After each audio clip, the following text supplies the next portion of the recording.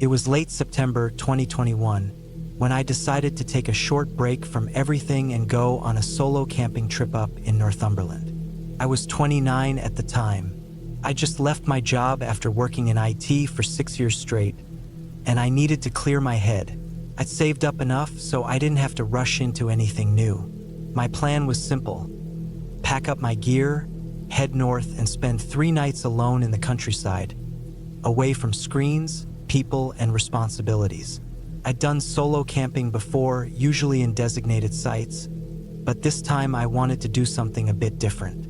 I wanted more silence, more isolation. I found an area near Kielder Forest that looked promising. Not in the heart of the forest, but on the edge of it, about a 20-minute walk from the nearest parking spot. It was remote enough to feel off-grid, but still reachable in case something went wrong. I set out early on a Thursday morning from my flat in Sheffield, stopping at a petrol station for food, extra water, and batteries. I arrived around 3 p.m. after taking the A1 north, then smaller roads cutting across farmland and winding through forested hills. The area looked empty, just old dry stone walls, sheep on the hills, and narrow roads lined with grass growing up through the cracks. The spot I'd picked had a small clearing between trees, about 40 meters from a stream. I pitched my one-man tent just off the slope, facing west. There were signs that someone had camped there before. Stones arranged for a fire, a few burnt sticks left behind, and a log moved closer to the center like a bench. Still, it felt quiet. No one else was around. The nearest village, Bellingham, was at least a 45-minute drive. The first night went exactly how I wanted. I made instant noodles on my small camping stove and ate while listening to the sound of the wind in the trees and the stream down the hill. I sat on the log until it got too cold and then crawled into my sleeping bag. The air was fresh and sharp. I slept better than I had in weeks. The next morning, I woke up around 6:30 a.m. to a fine mist hanging in the trees. I boiled water for coffee and stretched my legs. I took a long walk through the trails that ran deeper into the woods. Around midday, I saw a deer darting between trees, startled by my presence. It felt like the place was truly mine for the time being. That kind of freedom is rare. It was on the second night that things started to feel strange. Around 8 p.m., I was sitting near my little fire, bundled up in my jacket, watching the last bit of light disappear behind the treetops. I remember feeling uneasy for the first time. I couldn't explain why, but it was like a pressure had settled in the air. I kept looking behind me, thinking I was hearing soft footfalls in the distance. But whenever I stopped and focused, it was silent. I told myself it was probably animals. There are foxes and badgers up that way, maybe even an owl landing in a tree. But the feeling didn't leave me. I kept scanning the woods, the fire crackling softly in front of me, until I finally shook it off and got into my tent just after 10. That night, I woke up to the sound of something moving near the tent. Not a loud crash or anything, just a soft rustling, like something brushing against leaves or fabric. I froze. My heart was beating fast. I didn't move for nearly 5 minutes, just listening. It wasn't windy. I could hear my own breathing, too loud inside the small tent. Then it stopped. I didn't hear anything else after that. No crunch of footsteps, no animal calls, just the occasional drop of water falling from leaves. Eventually, I must have drifted off again. In the morning, I stepped outside and looked around. I expected to find animal tracks or at least some sign that something had moved around the tent. Nothing. The ground was soft from rain earlier in the week, but no prints stood out. I shrugged it off and went about my day. That Saturday, I planned to head deeper into the woods for a long hike before packing up and leaving Sunday morning. I left my tent standing and took only a small bag with water, a sandwich, and my folding knife. I was out for about 5 hours, walking through trails lined with moss-covered rocks, thick ferns, and old trees with trunks as wide as bathtubs. I didn't see anyone, That whole day, not a single soul. No hikers. No locals. Nothing. When I got back to my camp around 5 p.m., something was wrong. At first glance, everything seemed untouched. But as I got closer, I saw that my tent's flap was half unzipped. I always zip it closed fully, especially to keep bugs and moisture out. The guy lines were also looser than I remembered, one of the pegs half pulled from the ground. I stood there for a few seconds just looking at it. I didn't know what to do. Part of me thought maybe wind had done it, though there hadn't been any strong gusts that day. I slowly unzipped the tent the rest of the way and looked inside. Nothing looked stolen or broken. My sleeping bag, mat, flashlight, and pack were all there. Still, I didn't like it. I walked around the camp in slow circles, checking for signs. I found a fresh boot print in the mud near the edge of the clearing. Not mine. I wear trail shoes, and this was clearly a deep tread hiking boot. Large too, bigger than my foot. I stayed completely still for a long time, holding my breath, listening. But there was no sound in the woods. No voices. No rustling. Just stillness. That evening, I kept the fire going longer than usual. I didn't want to be in the tent. I felt exposed, but sitting by the fire gave me a clear view of the surrounding area. I kept the flashlight and my knife within arm's reach. Around 10:15 p.m., I saw someone. He was standing just beyond the edge of the trees, about 20 meters from the fire. I don't know how long he'd been there. He was barely visible at first, just a shape among other shapes. But I saw the glint of light off his jacket zipper or something metal on his chest. That's when I realized it was a person. He didn't move. He was just standing there, behind a tree, angled like he wasn't facing me directly, but I could tell he was watching. His head tilted ever so slightly. I froze completely. My heart pounded so hard it hurt. I didn't say anything. I didn't move toward him. I didn't want to provoke anything. He didn't come forward, didn't run, just stood there. I reached slowly for the flashlight, clicked it on, and aimed it at him. He moved out of the beam before I could get a good look at his face. Just like that, he was gone behind the tree. I held the light steady for almost a full minute, my hand shaking, scanning left and right. Nothing, not a sound, no movement. I waited. I didn't pack anything, didn't go for the tent, didn't even dare stand up.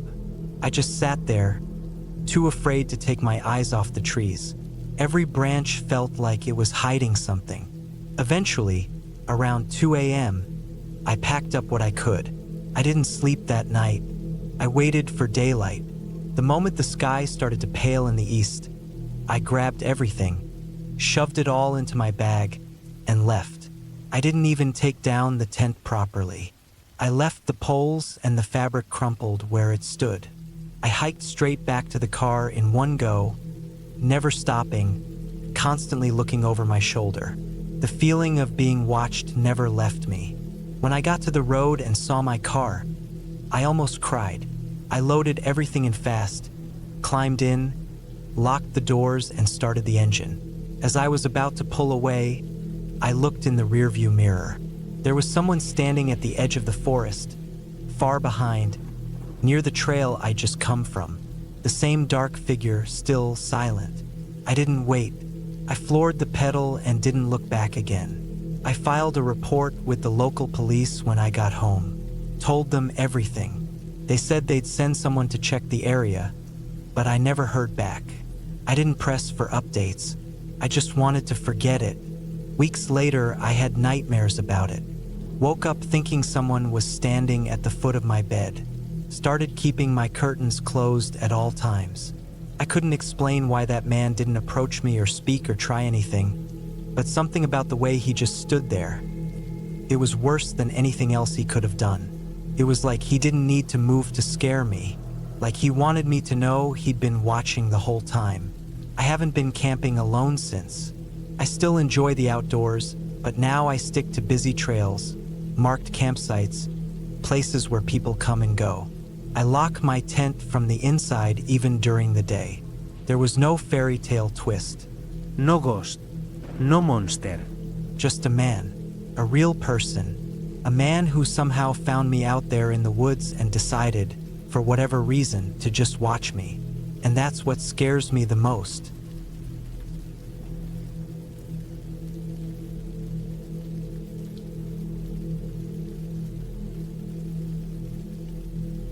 My name's Marcus Hale. I'm 32 years old. This happened in late October of 2019, about a week before Halloween. Back then, I lived in Phoenix, Arizona. I worked in concrete construction, usually long, hot hours under the sun. When I had free time, I liked to get out of the city. I liked dry, quiet places, not your usual lush forests or lakesides. I liked going deep into the desert. Less people, more space, and I liked the stillness of it. That weekend, I had 2 days off, which was rare. I didn't tell anyone where I was going, mostly because I didn't think anything would go wrong.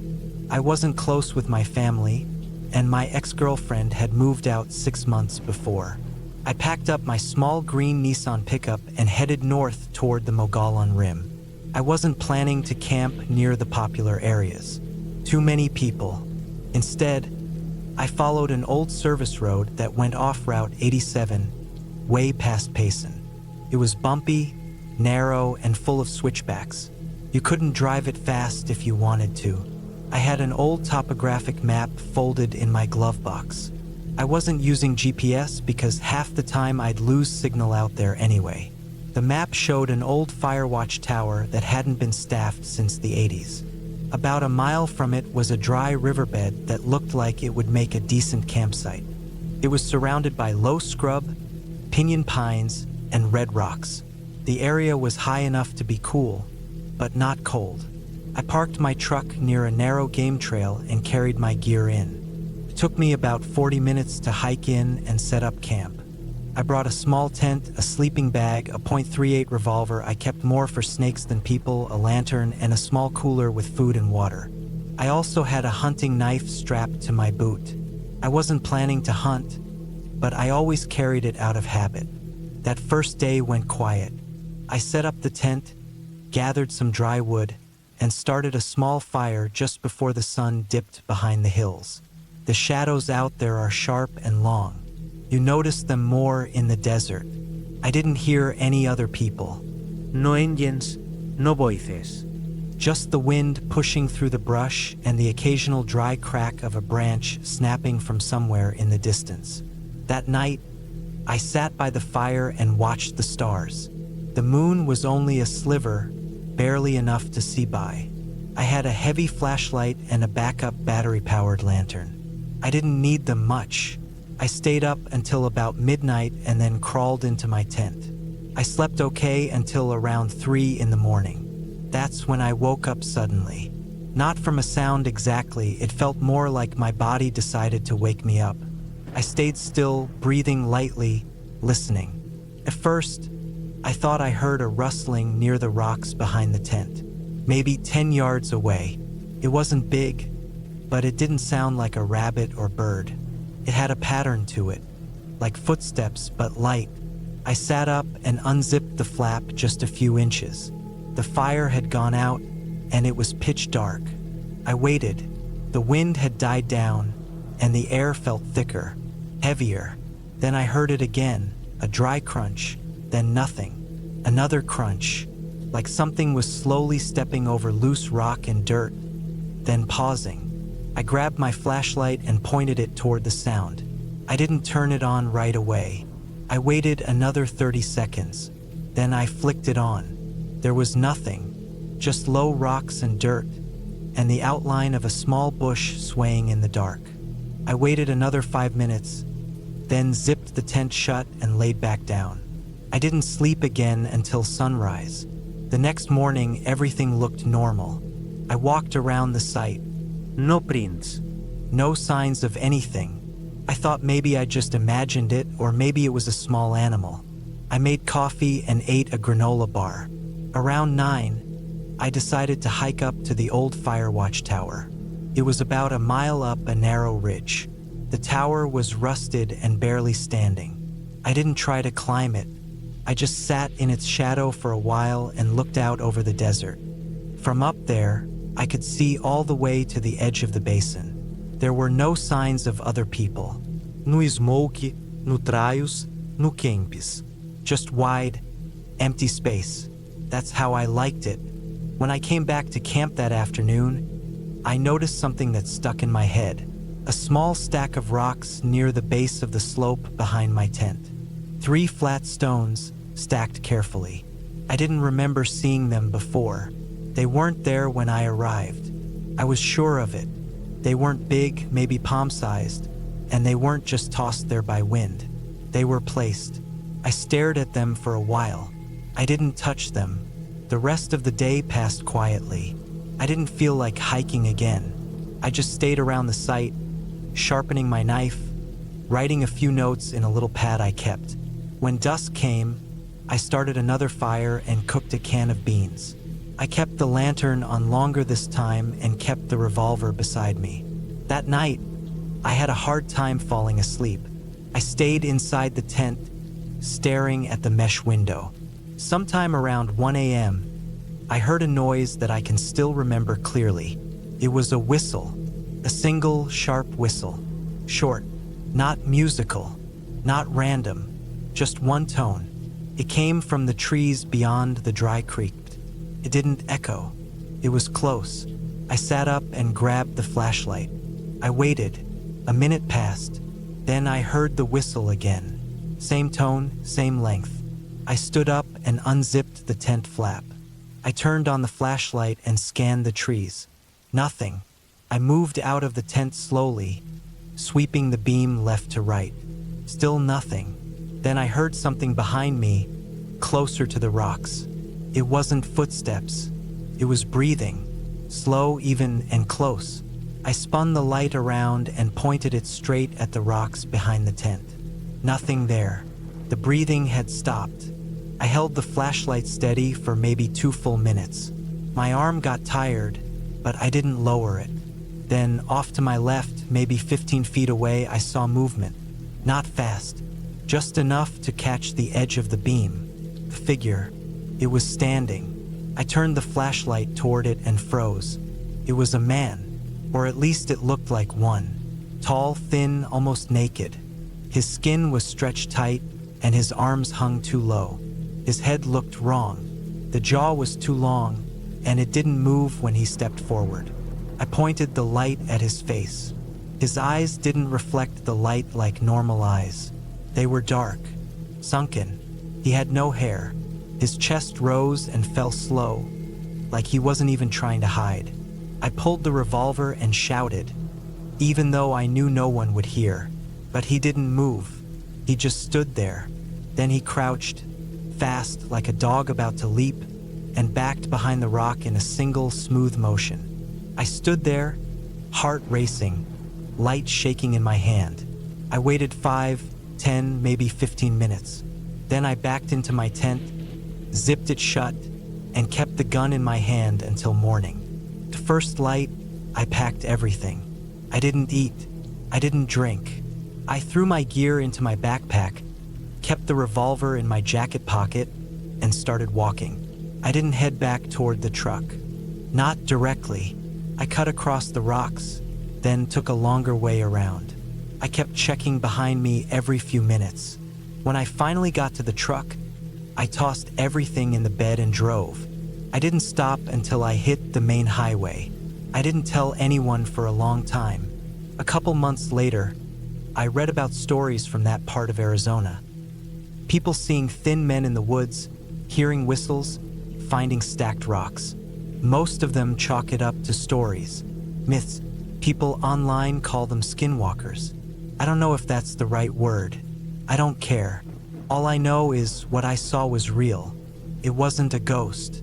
It wasn't a dream. It was someone or something that shouldn't have been out there watching me, standing just out of reach of the firelight. I don't camp alone anymore. I don't go anywhere without letting someone know first. And I don't go back to that part of Arizona. Whatever I saw wasn't there to help. It wasn't lost. It knew I was there. It knew I was alone. and it waited until the second night to get close. That's what scares me the most. It waited. It was watching the whole time.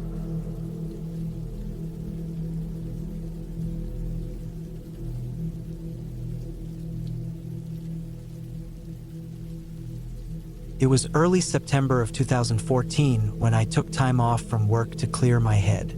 I was 32 then, working in roofing down in Mississippi. I hadn't had more than a day off in nearly 6 months, and things in my life had been building up.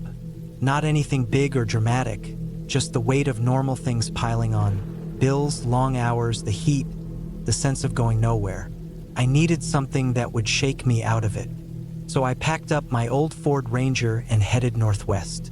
I didn't have a destination in mind when I started, just the idea of driving until I saw a place that felt right. I had camping gear in the back, some canned food, bottled water, and a Ruger in the glove box I'd inherited from my uncle. I wasn't planning on needing it, but I wasn't dumb either. By the second day, I found myself somewhere in the Ozarks, just past the Arkansas border into southern Missouri.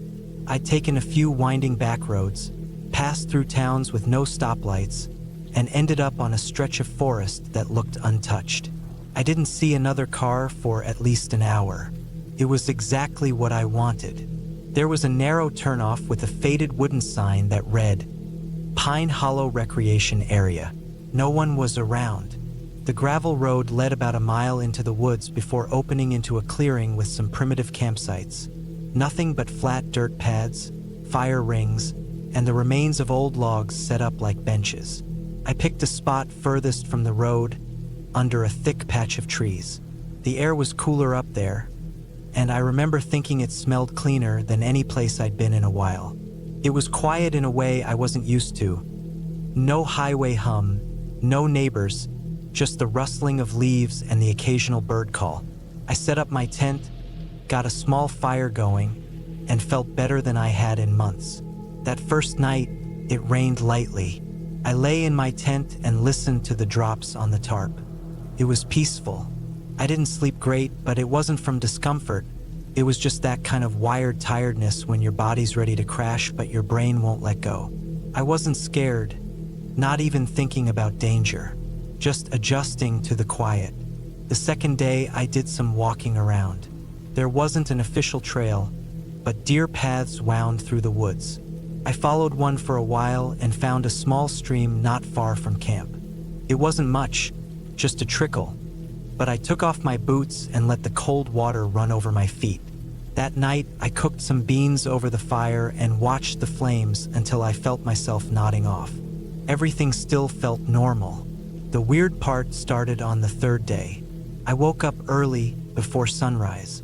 It was cold, colder than it had been, and the kind of still where even the birds hadn't started up yet. I went to take a leak a few yards from my tent and noticed something odd. There were scuff marks in the dirt near my fire pit, like someone had dragged their foot or maybe twisted it. They hadn't been there the night before. I stood looking at it for a while.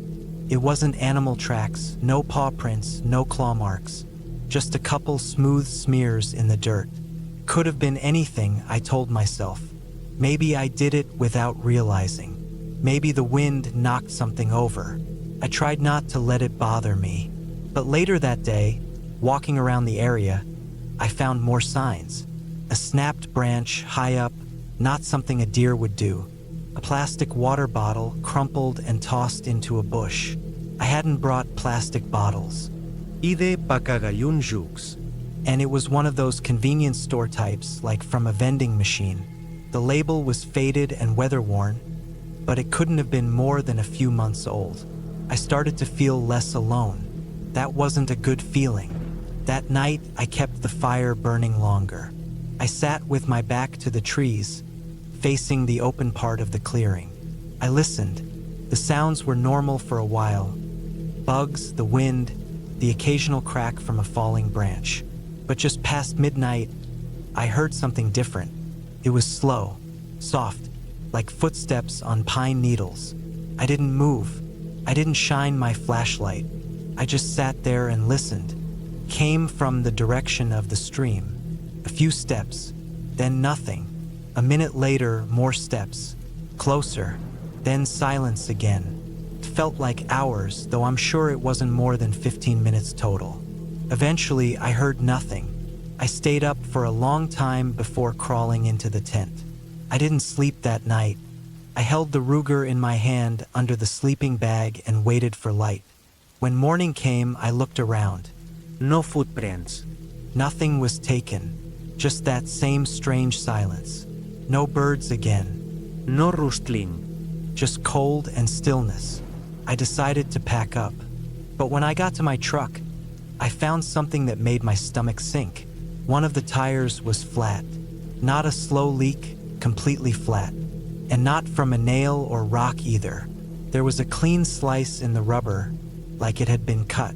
I stood there, staring at it, trying to make sense of it. Maybe I hit something and didn't notice. Maybe it blew in the night. But that didn't explain the slice. I changed it fast, my hands shaking the whole time. Threw the flat in the bed and locked everything. But I didn't leave yet. Something in me, I don't know what, made me want to wait. I told myself I wanted to eat first, drink some coffee, get my head on straight before the drive. But deep down, I think I was hoping to catch sight of whoever was out there. Like I needed proof I wasn't just losing it. I sat in the truck with the windows down, engine off. I watched the tree line. Nothing. Then, just as I was about to start the engine, I saw it. A man. Or something that looked like a man. He was standing maybe 50 yards back between two trees. Not moving. Just standing there, half in shadow. I couldn't make out his face, but he wasn't wearing anything bright. Just dark clothes, maybe a hoodie or jacket. He didn't step forward. He didn't wave. Just stood. I didn't yell. Didn't honk. I turned the key and drove. I didn't speed off like in a movie. I just pulled away slow and steady, keeping my eyes on the rearview mirror. I didn't see him follow. He didn't chase me. He didn't come into the clearing. But he didn't have to. I drove straight until I hit a gas station on the edge of some town I don't remember the name of. I parked and went inside, locked the bathroom door, and sat on the toilet lid trying to calm down. I didn't tell anyone. Not the clerk, not anyone. I didn't know what to say. That I'd been followed in the woods? That someone had slashed my tire and watched me all night? I didn't have a photo. I didn't even have a name for the place anymore. The map didn't list Pine Hollow. I looked later. Nothing came up. I never went back to that area. I still camp sometimes, but only at campgrounds with people around. And I always park facing the road. It wasn't a ghost. It wasn't a monster. It was a person. And I'll never know why they were out there, what they wanted, or how long they'd been watching me. But I know they were real. That part I'm sure of.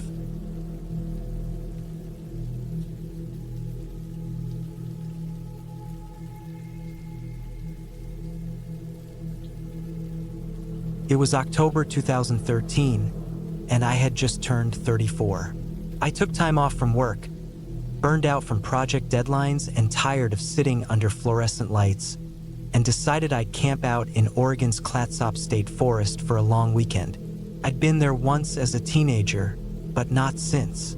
It wasn't the most popular area like Mount Hood or Crater Lake, and that's why I picked it. I wanted to be left alone.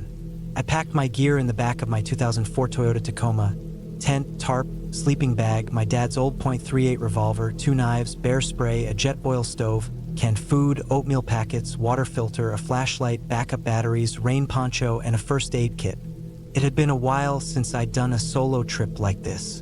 Most people I knew preferred hotels or cabins. I preferred trees and quiet. The weather was supposed to be wet all weekend, but that didn't bother me. I'd camped in the rain before, and I had the right gear for it. I left Portland around noon on a Thursday and made it to the forest by about 3:30 in the afternoon. The roads got narrow, winding through thick pine and fir. I passed a few Forest Service signs, all of them faded, and I didn't see another car once I got off the main road. I drove about 8 miles down a dirt road with potholes and overgrown brush until I reached a small clearing I'd marked on my GPS. It wasn't an official campground, just a flat patch of land a couple hundred yards from a small stream. I like spots like this, untouched and quiet. The only sound was the wind blowing through the trees and the distant rush of water. I parked the truck, stretched my legs, and started setting up camp. I pitched the tent under a cluster of tall spruce trees and threw a tarp over it for extra rain cover. I gathered some dryish branches from under dense shrubs and made a small fire just as the rain started. Light drops at first, but steady. That first night was peaceful. I ate a cold can of chili, sipped some coffee, and sat by the fire as the rain tapped on my tarp. Everything smelled like damp earth and pine needles. I didn't see or hear anyone. No cars. No footsteps. Just rain, trees, and the occasional hoot of an owl. I climbed into my sleeping bag early and listened to the steady patter of rain on nylon. It was calming, but the next night was different. Friday morning started gray. I woke to a wet world and boiled water for oatmeal and coffee. I spent the morning hiking along the stream and exploring a few logging trails that spidered off in different directions. I marked them on my GPS just in case. I saw fresh elk tracks, maybe a day old, and a lot of raccoon prints. Nothing unusual, but on the way back to camp that afternoon, I noticed something that hadn't been there the day before. A boot print near the fire ring. It wasn't mine. Too large, wrong tread pattern, and pointed toward the trees like someone had stood there watching camp. I crouched down and studied it. The soil was wet and soft, and the print was deep fresh. Maybe just a hunter passing through. Maybe. I scanned the woods. Nothing moved, but that print stuck with me. That night it rained harder. I cooked in the drizzle, wore my poncho, and kept my fire going with dry wood I'd kept under the tarp.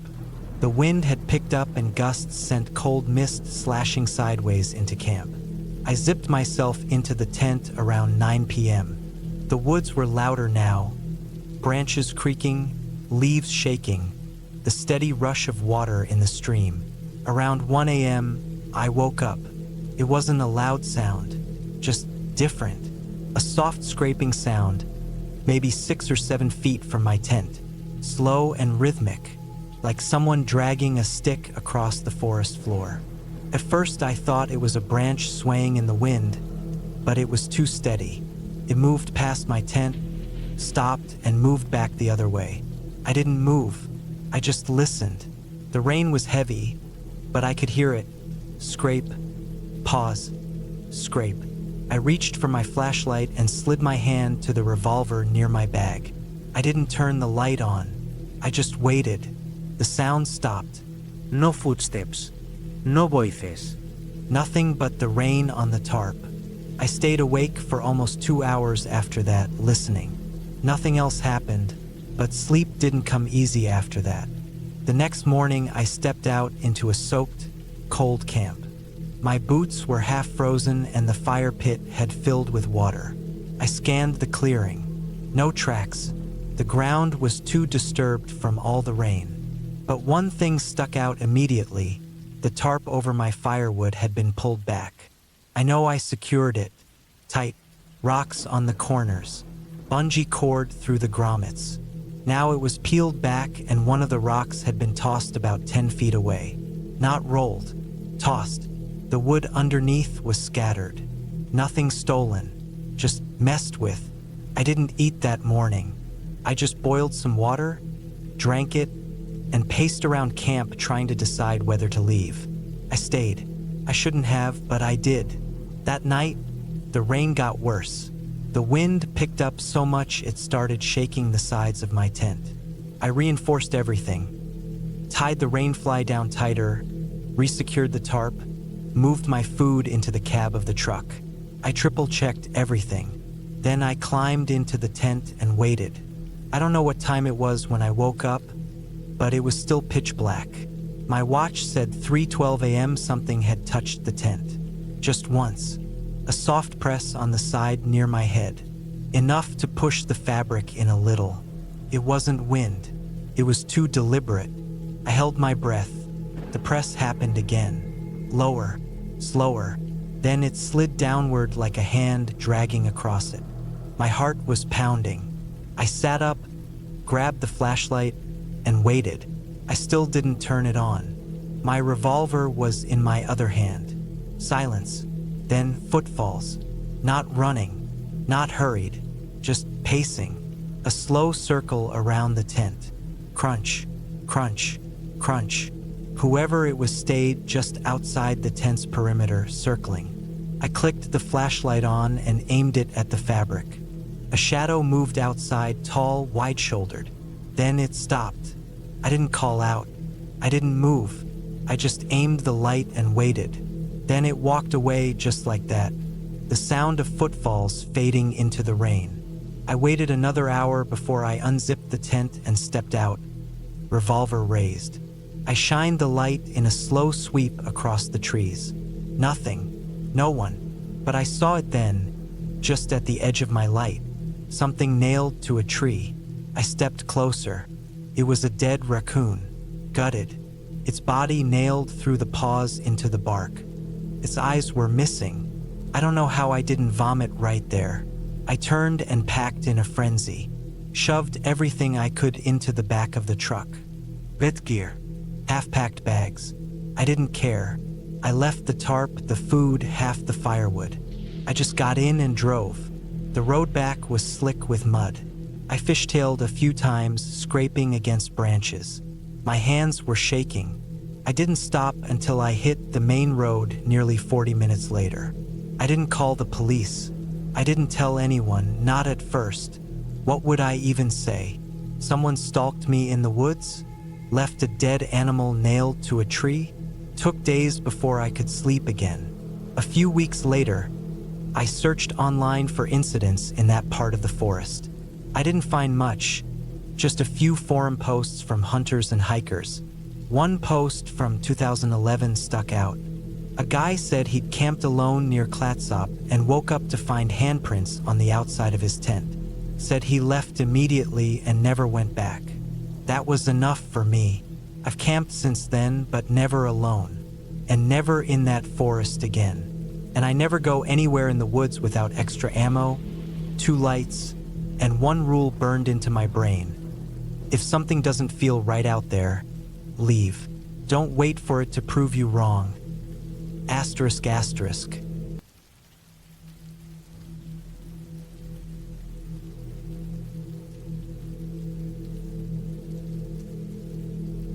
It was late September of 2016 when I decided to take a solo camping trip into the backwoods of Central Oregon.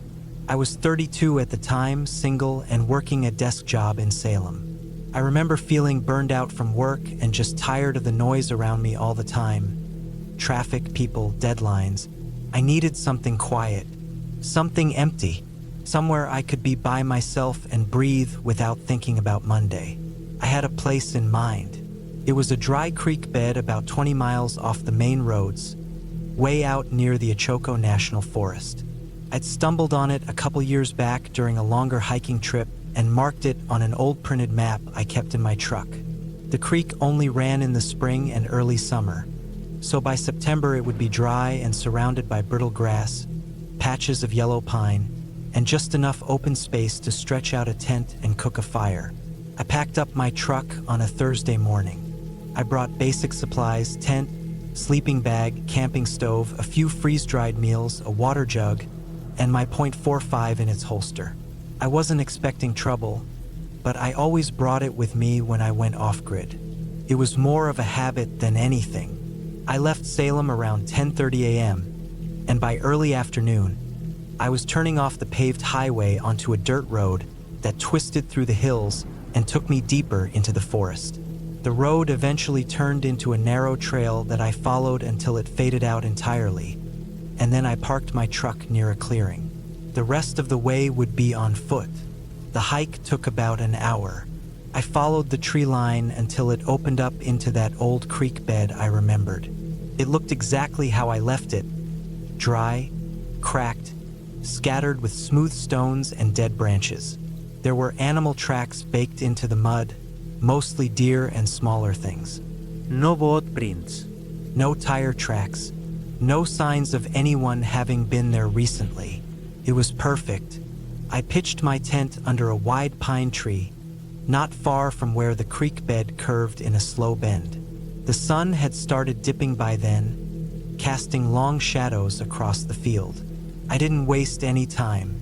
I boiled some water, ate one of those bland chili packets, and stretched out beside the fire. The first night was quiet. I fell asleep to the sound of crickets and a slight wind shaking the tree branches. No strange noises. No animals creeping around, just peace.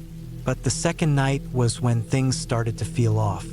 I woke up around 3 a.m. because I had to take a piss. I unzipped the tent and stepped out into the cold. My breath came out in short clouds, and the sky above was pitch black. No stars, no moon, just dark.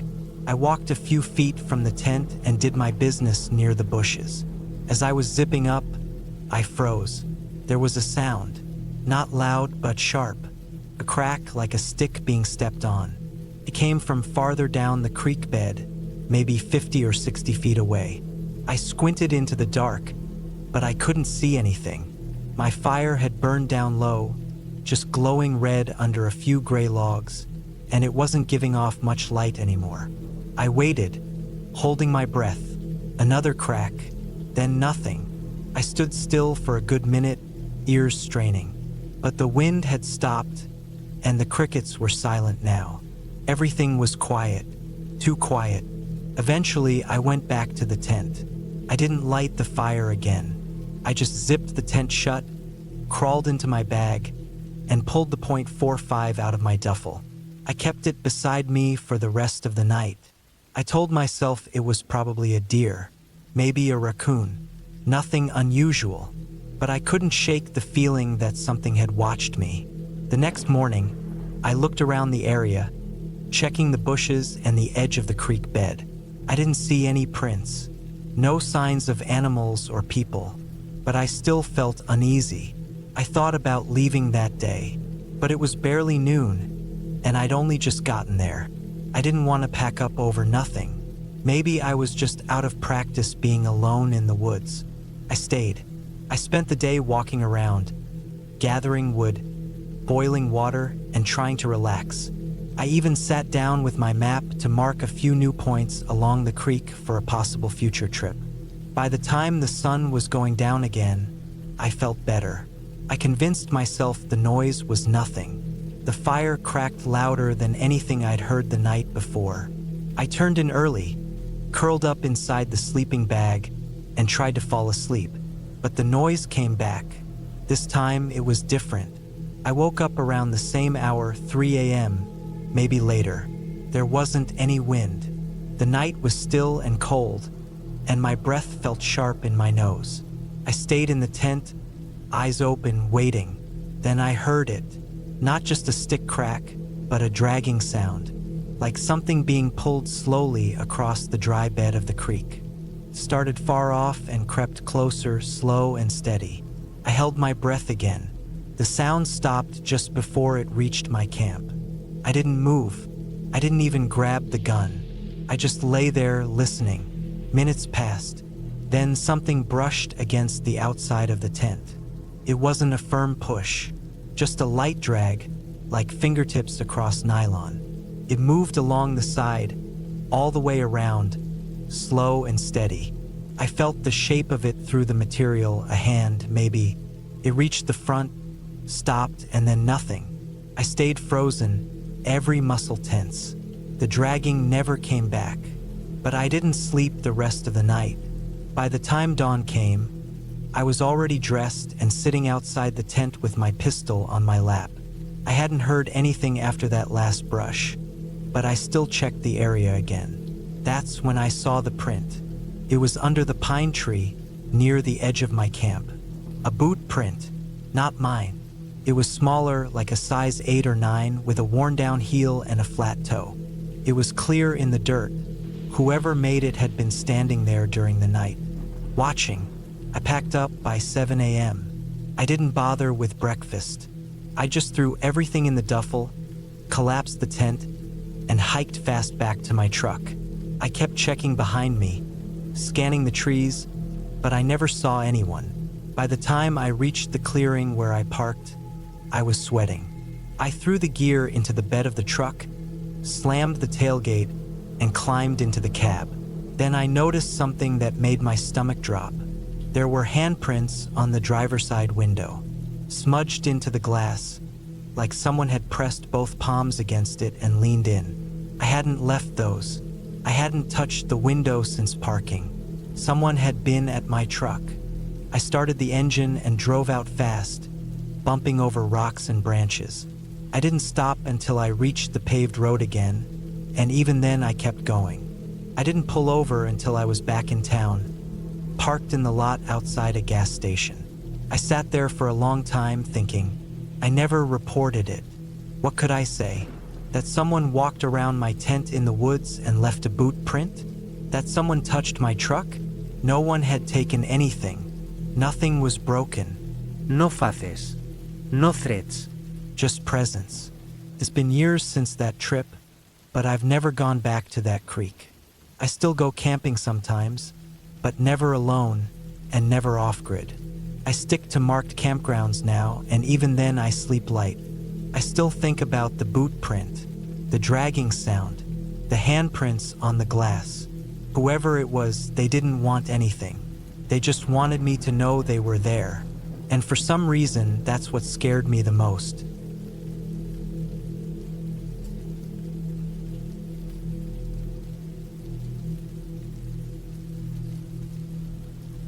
I was 29 the year I camped alone in that forgotten graveyard. It was the fall of 2016, and I'd taken time off work. My job at a welding shop in Derby, just to get away from people. No big reason. I wasn't going through a breakup, didn't lose anyone close, nothing dramatic like that.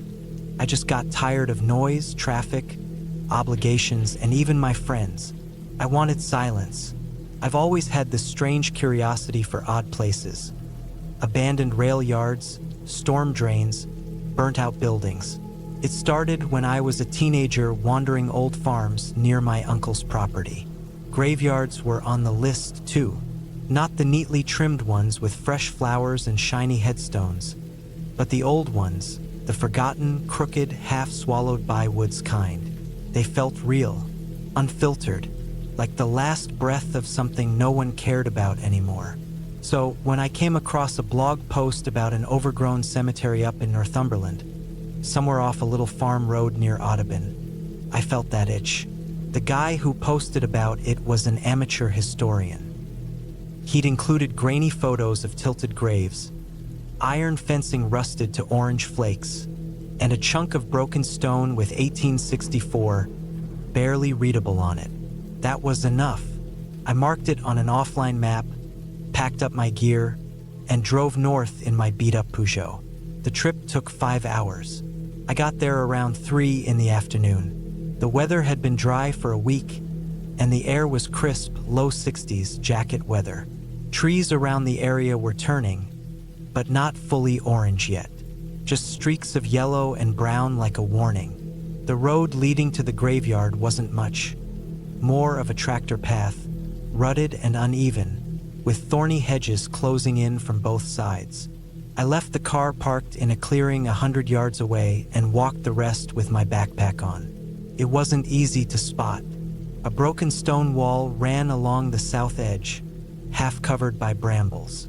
A rusted gate stood open, dangling like someone had pulled it loose and never bothered to close it.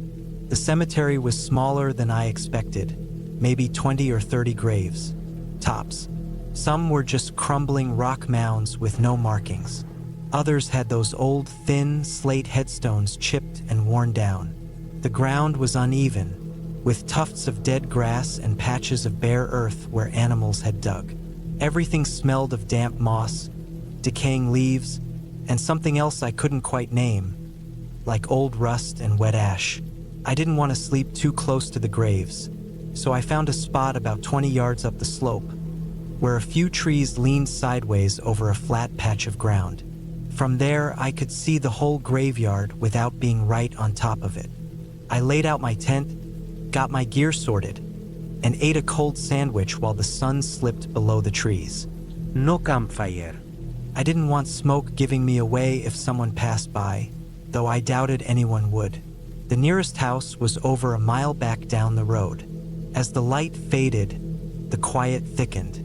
There were no owl hoots, no wind rustling leaves, not even the faint hum of a distant car, just dead silence. I tried to read by flashlight, but my ears kept playing tricks on me. I kept thinking I heard footsteps, soft ones, like someone walking barefoot on wet grass. Then nothing. Then again, just faint enough to make me wonder if it was real. I got up, shined the flashlight around. The beam sliced across the graves, caught a spider web between two stones, and lit up a hair frozen in place before it bolted. Nothing else. I told myself it was just my mind pulling noise from silence. Happens when you're alone long enough. I zipped myself into the tent, laid flat on the foam mat, and stared up at the fabric ceiling. I didn't sleep. Not really. I dozed off here and there but kept waking up. Around 2 a.m., I sat up with this strange feeling crawling over me. I wasn't cold, but my skin had goosebumps. The kind you get when someone stares at you from behind and you just know it before turning. I unzipped the tent and peeked out. The graveyard looked the same, pale silver blue in the moonlight. Still, I scanned the tree line and the slope. Nothing. But I stayed awake the rest of the night, barely blinking. By morning, I felt like I hadn't rested at all. I made instant coffee on my gas stove and walked around to stretch my legs. That's when I noticed something I hadn't before. Near the back of the graveyard, under a twisted yew tree, there was a pit. Not a natural depression, but a dug hole. Shallow, maybe a foot deep, about the size of a person curled up. At first I thought it was an old grave that had caved in, but the soil around the edges looked too fresh. I crouched next to it, ran my hand along the dirt. No grass, just loose, dark soil. Hadn't been there long. I stood up, scanned the area. No tracks. No shovels. No tools. Just the hole. Something about it put a knot in my gut. I backed away and walked toward the edge of the cemetery, trying to shake the feeling. The thought crossed my mind to pack up and leave, but I told myself I was being paranoid. Could have been animals digging, foxes or badgers, or someone had done some restoration work and forgot to fill it in. But it didn't feel right. That second night, I couldn't get comfortable.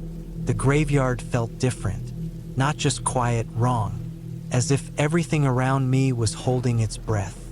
I left the tent flap open for airflow, flashlight beside me, eyes half closed but alert. Sometime after midnight, I heard movement again. This time I didn't imagine it. Leaves crunching, slow, steady steps. I grabbed the flashlight and clicked it on. Nothing. The light hit trunks, grass, stones, but nothing moved. The sound stopped the moment I clicked it.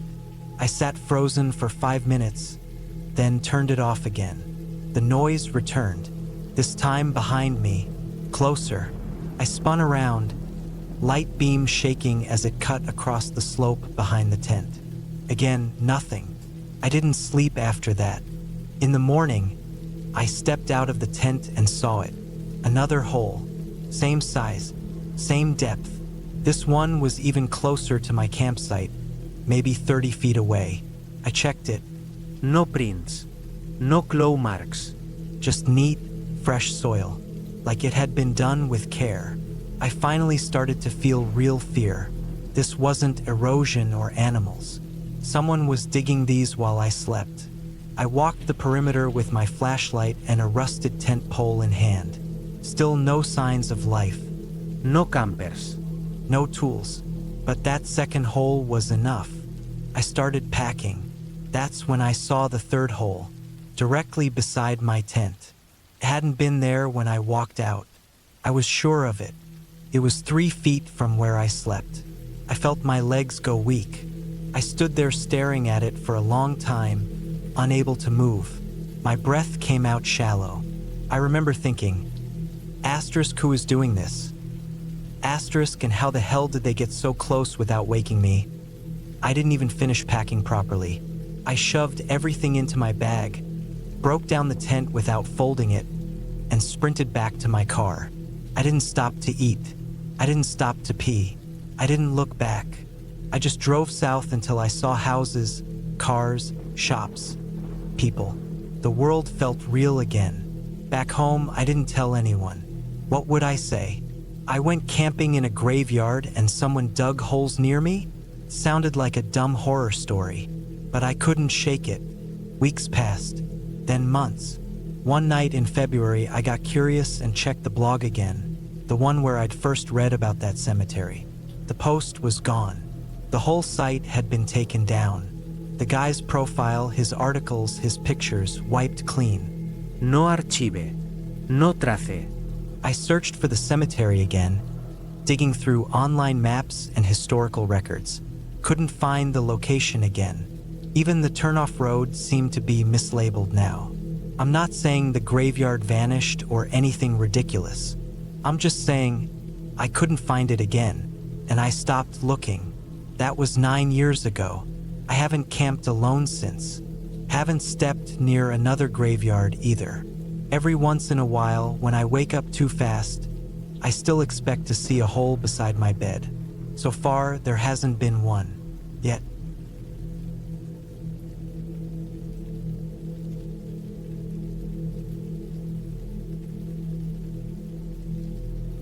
I was 31 in the summer of 2018, just getting out of a long relationship, and I needed time to clear my head. After years of working 6-day weeks in Minneapolis, I had saved up some money, and I had the time and space to disappear for a while. No calls, no emails, no people. Just silence. That was all I really wanted.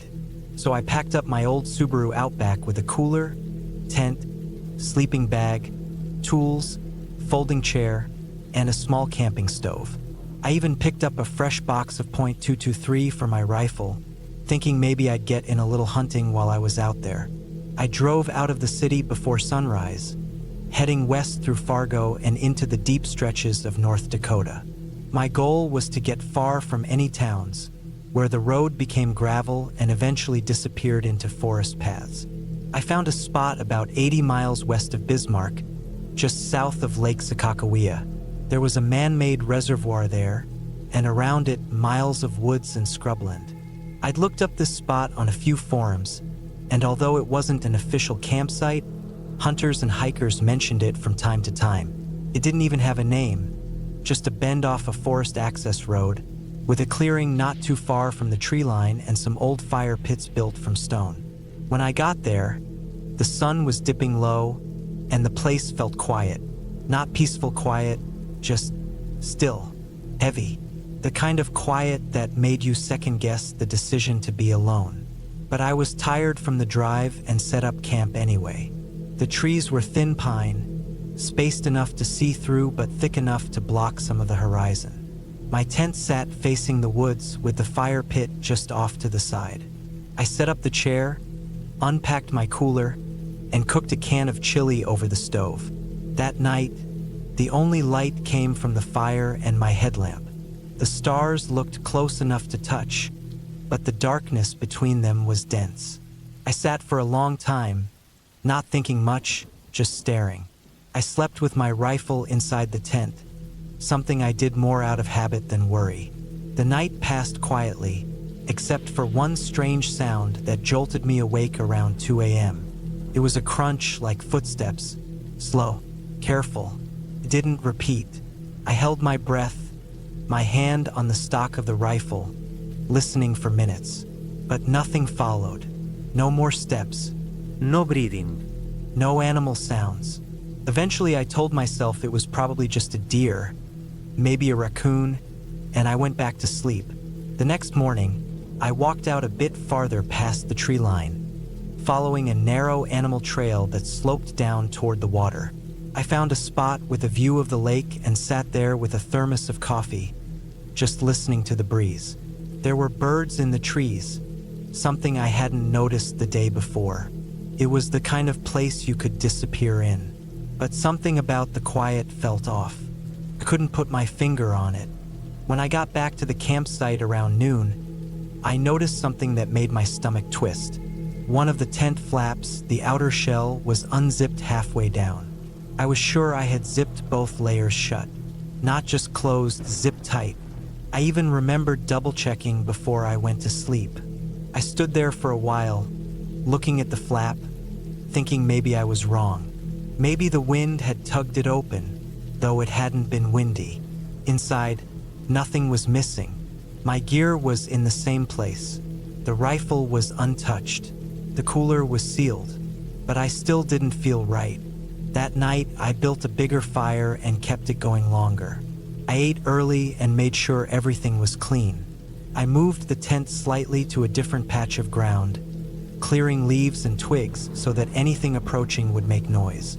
It was a stupid idea in hindsight, thinking a few dry branches would protect me, but it helped me sleep. Around 3 a.m., I woke up again. This time it wasn't a sound. It was a feeling. Something told me I wasn't alone. I grabbed the rifle and held still, straining to hear. Then I heard it. Breathing. Not mine. Not an animal. Human breathing, slow and just outside the tent wall. I could hear the faint shuffle of boots on dry ground, the sound of weight shifting, someone just standing there. I didn't move. I didn't even breathe loud. I waited. My heart was hammering so hard I could feel it in my ears. I kept the barrel pointed toward the sound, ready to fire if anything tore through the fabric. But the footsteps didn't come closer. After maybe 5 minutes, the sound faded. I heard nothing more after that. I didn't sleep. When the sun came up, I unzipped the tent slowly and stepped out. Everything looked the same. The fire was dead. The cooler hadn't moved. But then I saw the tracks. There were boot prints in the soft earth near the trees. Not hiking boots. They looked like work boots. Heavy, wide, and worn down. They came from the woods, stopped near the fire, then circled the tent. I counted at least 4 different spots where the prints doubled over, as if the person had stopped and stood still. Watching, listening, I followed the trail back toward the trees, but it disappeared in dry leaves. No broken branches, no tire tracks, nothing. It was like whoever had been there knew how to walk without leaving a mark. I packed up fast, shoved everything in the back of the car, barely folded the tent. I didn't care about neatness. I just wanted out. But I didn't leave right away. Something in me didn't want to go without seeing if I was being followed. So I drove a few miles down the trail, then pulled off near an overlook where the trees dropped off into a ravine. I parked the car behind a fallen tree, covered the windshield with a tarp, and sat there with the rifle across my lap. I didn't move for hours, and then I saw him. He was standing back at my old campsite. From where I was, maybe 300 yards out, but I could see the dark shape of a man walking slowly around the spot where my tent had been. He wasn't searching for anything. He was just walking, almost like pacing. Then he stopped and stood facing the trees, unmoving. I don't know how long he stood there. I watched until he finally walked back into the woods. He didn't come out again. I waited another hour. Then I drove nonstop until I reached Bismarck. I didn't even sleep that night. I got a cheap motel and locked myself in with the rifle loaded and the dresser pushed against the door. I never told anyone. It was too strange to explain. No crime, no injuries, nothing stolen. But it was real. I've thought about it more times than I can count. I've replayed every moment, every sound. The breathing, the footsteps, the prints, the pacing. Whoever that man was, he had no reason to be out there. No truck, no cam, no gea. Just him, quiet, watching. I've never gone camping alone again, and I never will.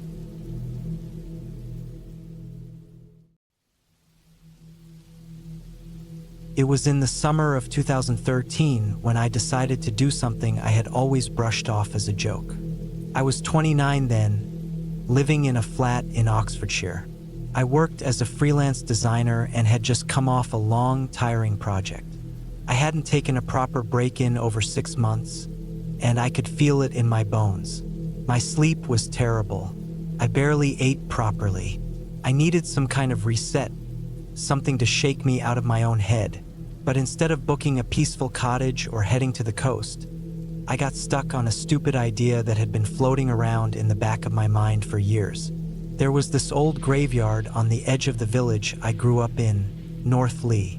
The place was quiet, surrounded by trees, cut off from the main road by a sloped patch of land and an iron gate that didn't even lock. My mates and I used to sneak in there when we were kids, not to vandalize or anything, just to spook each other. One of them had dared me, probably 15 years ago now, to spend the night alone in there. I never did it. Nobody did. But I always remembered the way he said it, grinning like it was nothing, and I always remembered how I laughed it off like it was beneath me. Now I was a grown man, living alone, sick of the screen and needing something stupid and simple. So I packed a small camping bag, bought a new roll mat and a basic tent, and made up my mind to do it. I wasn't trying to prove anything to anyone, just myself. Just a night, sleep in the corner of a silent old graveyard, get up with the sun, head home, and have a laugh about it.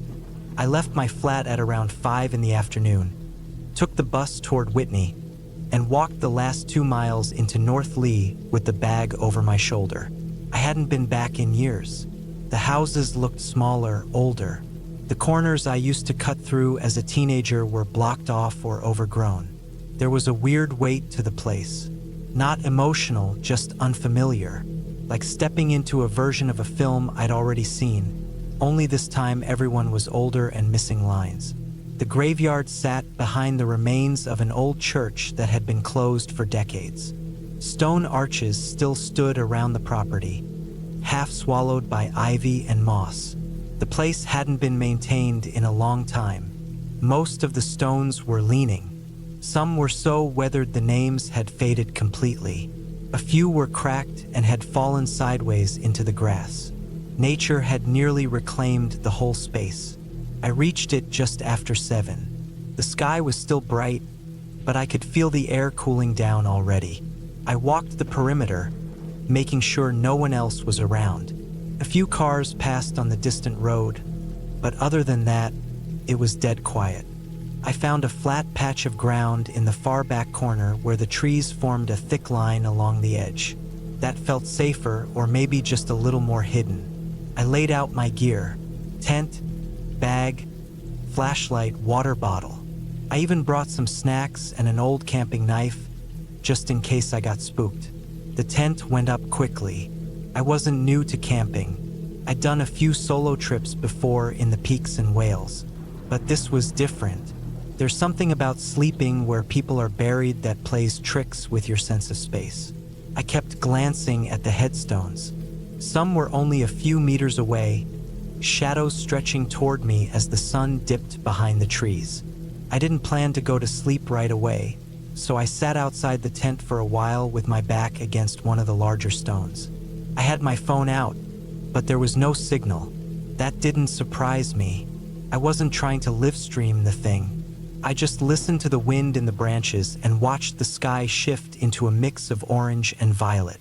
I remember thinking it felt peaceful. It really did. Not scary, not weird, just quiet in a way you never really get anymore. I munched on a granola bar and sipped water. There was a rabbit hopping in the grass on the far end. Birds settling in the branches. It was just a patch of land. That's all. But that feeling didn't last. At around 9, it started getting dark. Not just less light, but heavy dark. The kind that makes everything look flatter, like it's been drained of depth. I turned on my flashlight, not wanting to waste my phone battery.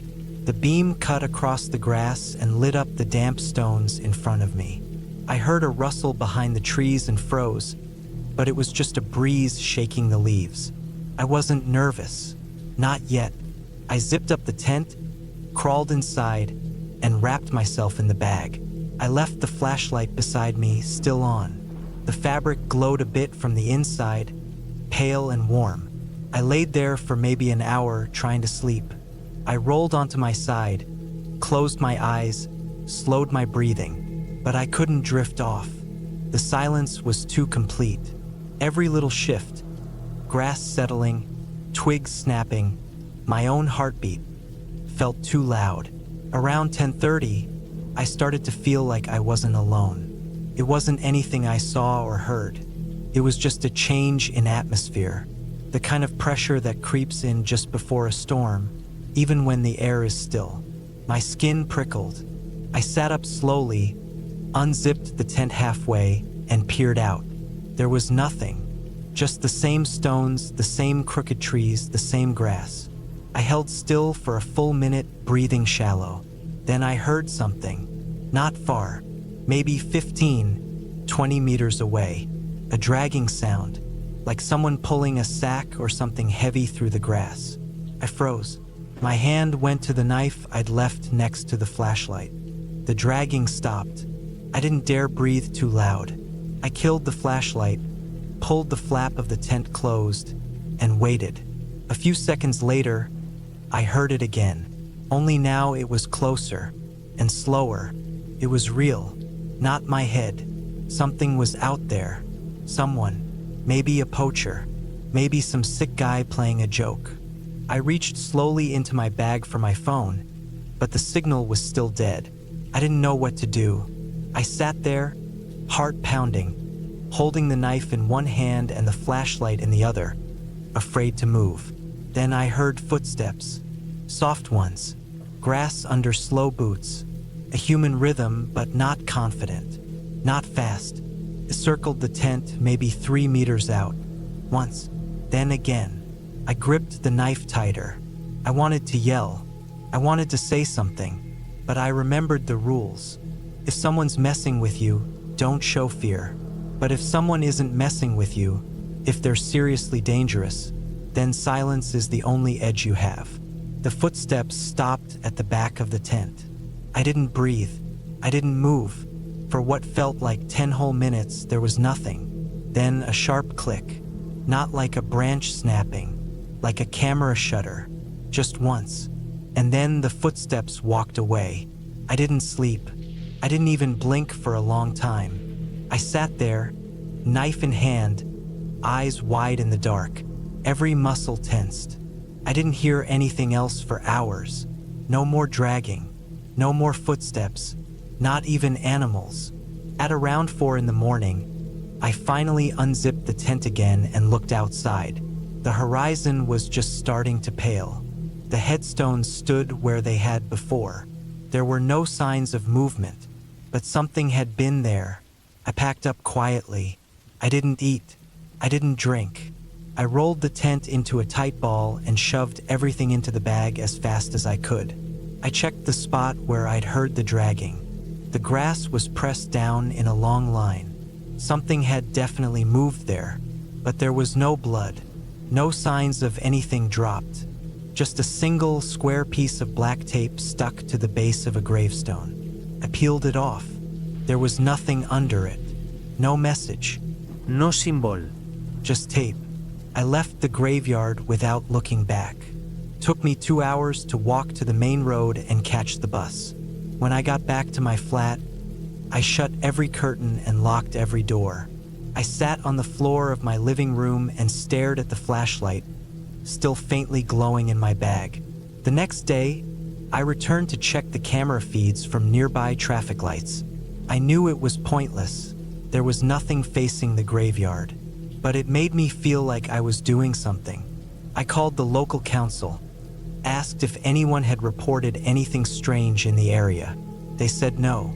That same evening, I went to the bathroom cabinet and pulled out the travel-size mirror I kept for shaving. And I found it, stuck to the back black tape, the same kind, folded neatly on the edge, as if someone had been inside. I moved out of that flat a month later, never camped again, never went back to North Lee. I don't know who or what was out there, but it wasn't a ghost. It was a person, someone alive, someone who knew I was coming, someone who waited for the dark. And the worst part, they didn't try to hurt me, they just watched, and that's so much worse.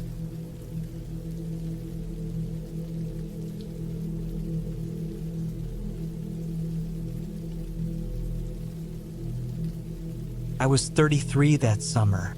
It was late July of 2016, and the heat had been hanging in the air for days.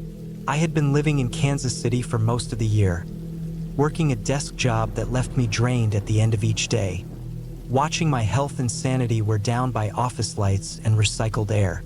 I needed a break. I needed something simple, something outside. I used to camp a lot when I was younger, especially when I was living out west. I had some gear stored in plastic bins, mostly collecting dust. I hadn't touched them in over 5 years. But on that Friday morning, I loaded everything into the back of my truck. I picked a spot I hadn't been before, Mark Twain National Forest, just into Missouri, far enough south to feel away from the city, but close enough to drive in a few hours.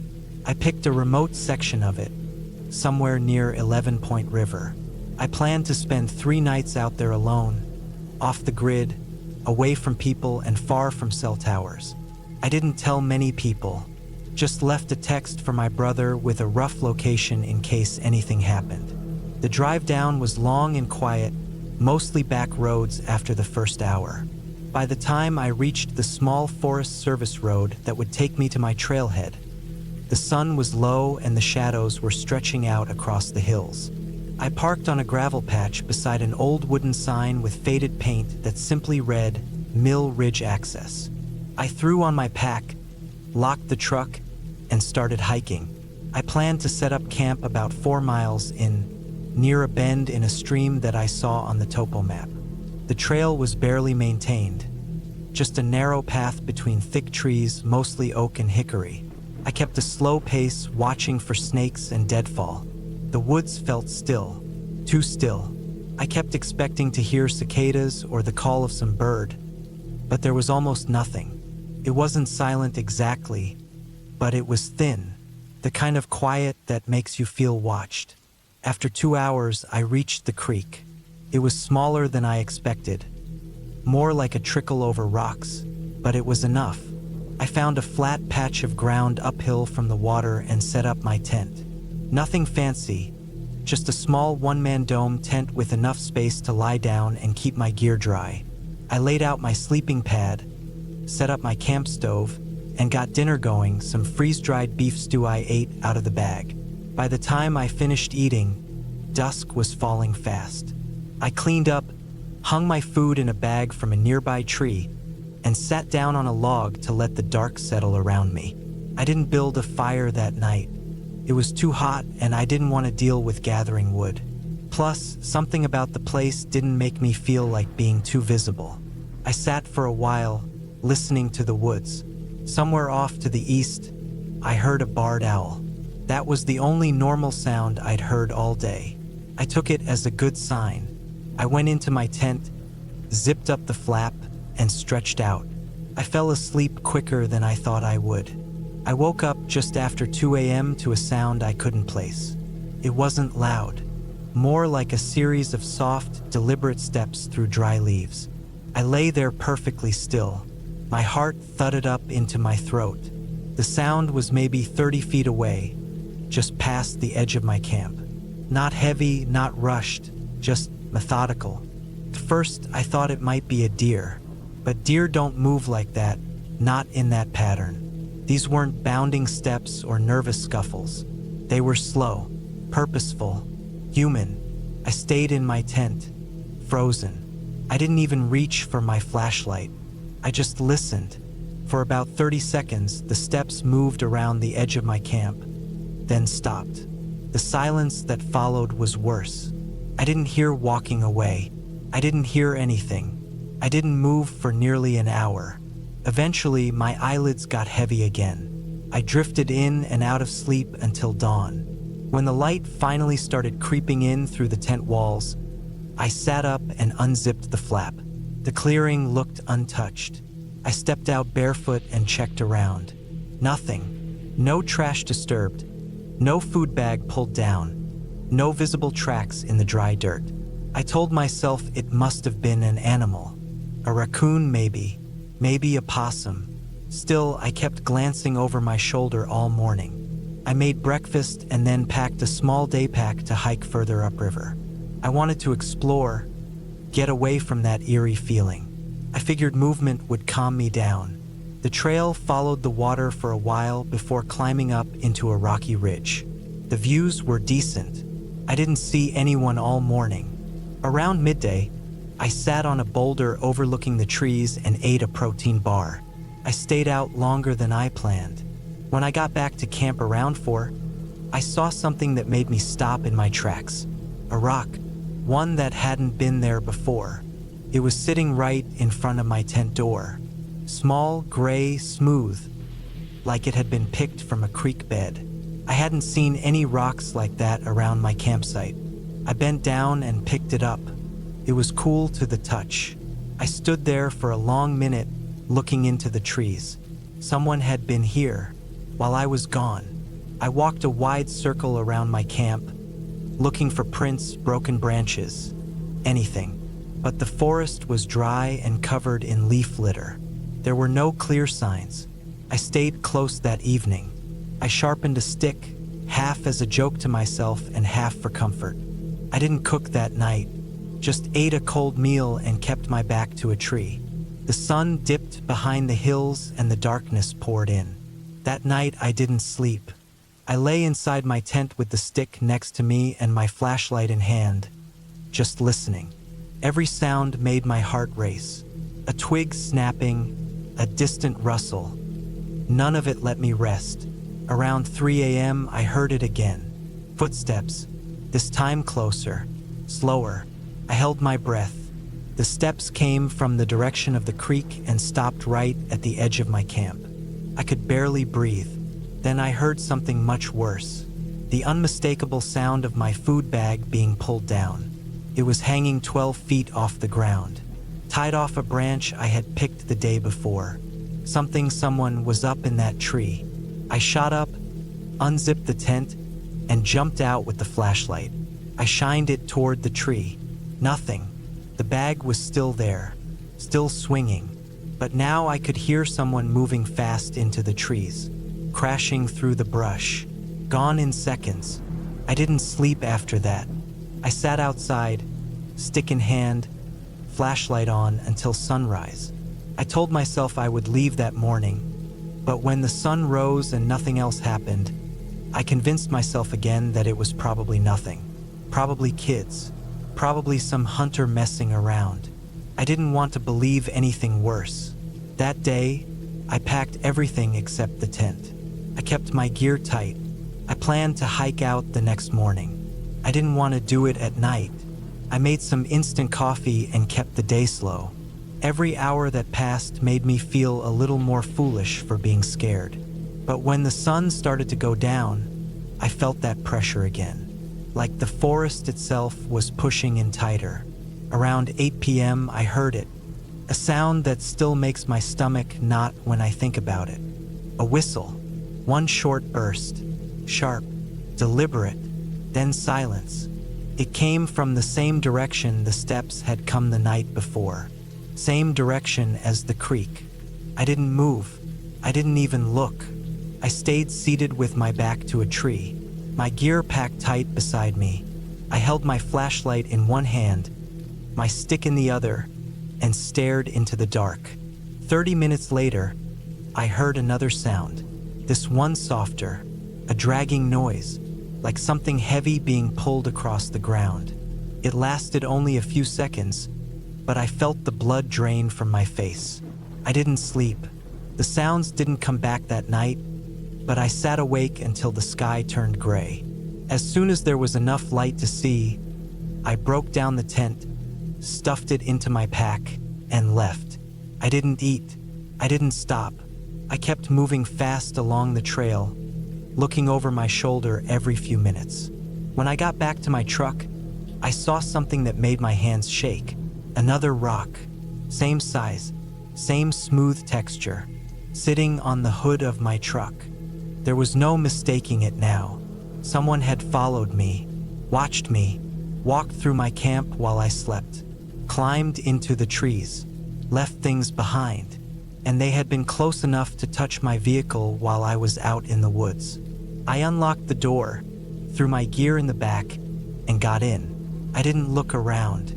I didn't try to find anyone. I just started the engine and drove. Didn't stop until I was back on the highway. I didn't go camping again after that. Not alone. Not in a forest that quiet. I kept that rock. It sits on my desk, next to a compass I used to carry. I don't keep it as a trophy. I keep it as a reminder that no matter how deep into the woods you go, you're never truly alone. And sometimes it's not animals you need to worry about. Sometimes it's the people who don't want to be found. The ones who know the forest better than you ever will. The ones who don't make a sound when they walk.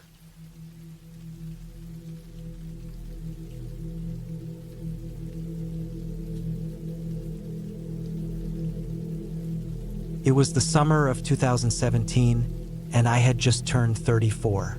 I remember the exact month, late July, because it had been a brutal summer.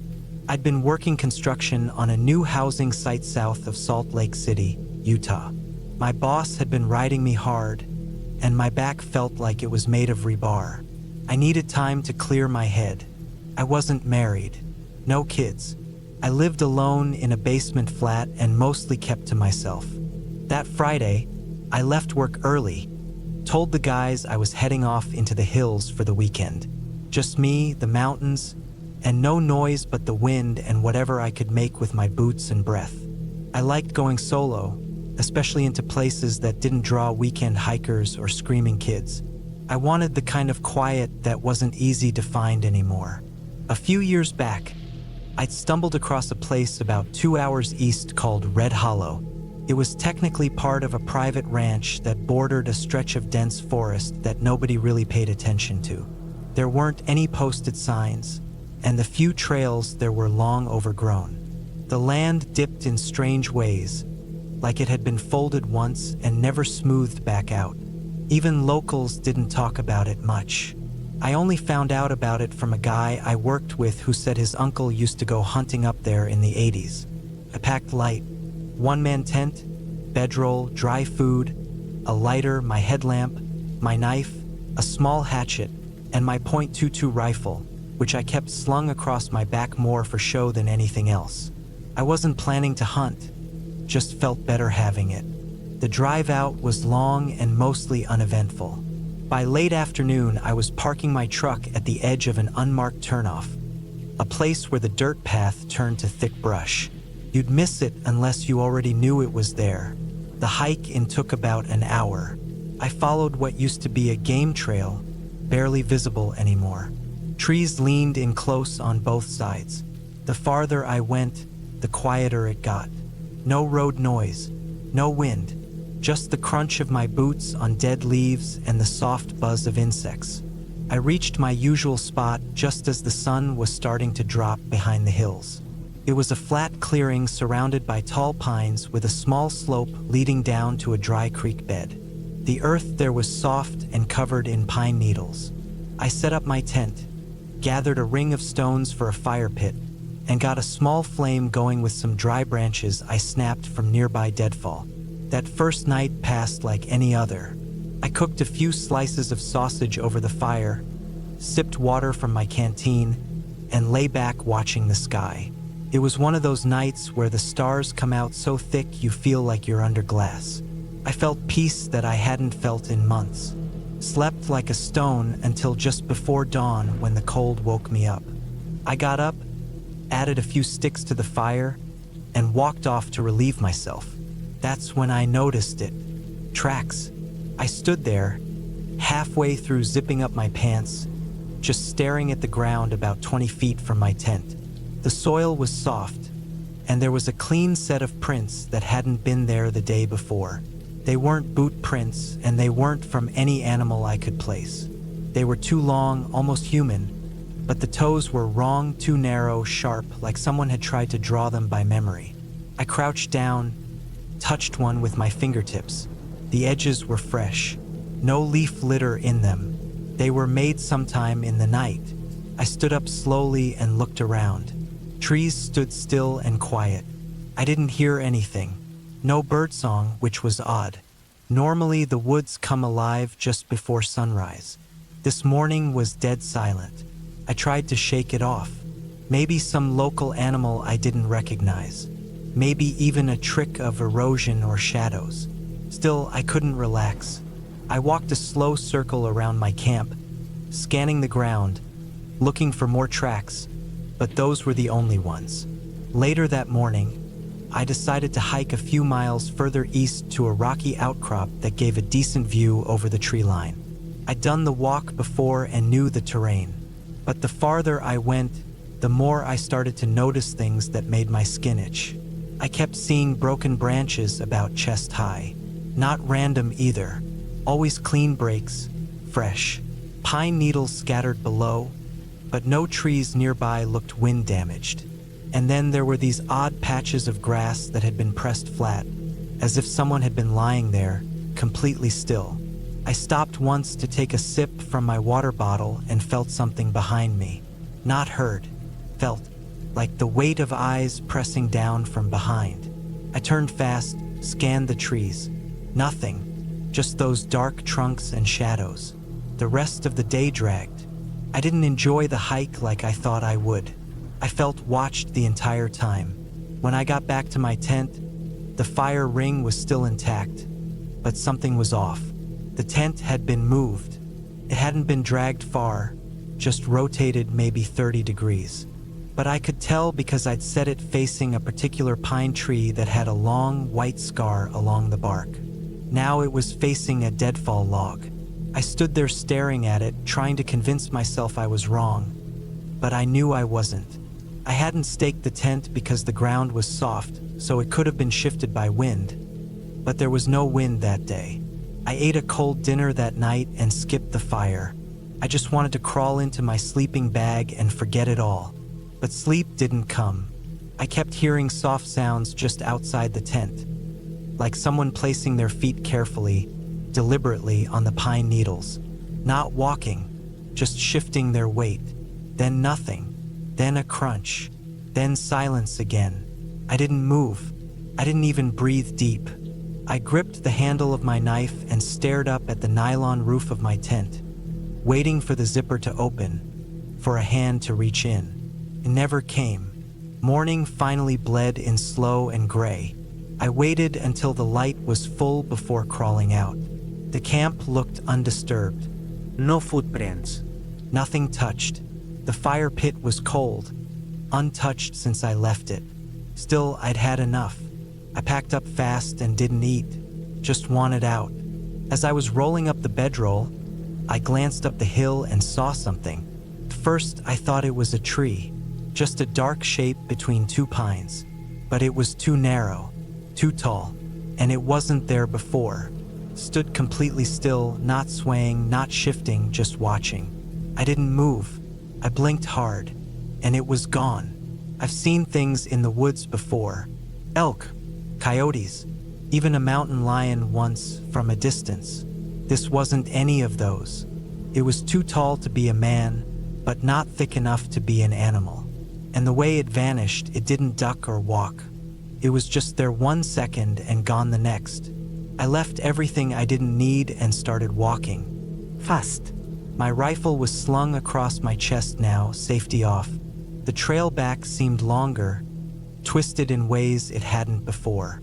The trees felt closer, the air heavier. About halfway back to the truck, I found more tracks.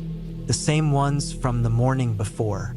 Long, narrow, too clean. They paralleled mine for about 20 feet before veering off toward the deeper woods. That was when I heard the mimic. It was the first sound I'd heard in hours. It was my voice, calling my name, but it wasn't right. Too flat, too perfect, like a recording being played back. Same tone, same rhythm, but cold. Empty. I ran. I don't remember how I didn't trip. I didn't look back, just focused on my boots, the trail, and the sound of my own breathing. When I finally burst out of the trees into the clearing where I'd parked, I half expected the truck to be gone. But it was there, waiting. I didn't stop to look behind me, slammed the gear into reverse and tore down that rough dirt path, nearly wrecked twice on the way back to the main road. I never told anyone about it. I kept quiet for a long time, but I've never gone camping alone since. I sold the rifle a year later, couldn't even look at it. The worst part isn't what I saw, it's what I think I saw. Something that shouldn't be able to move the way it did.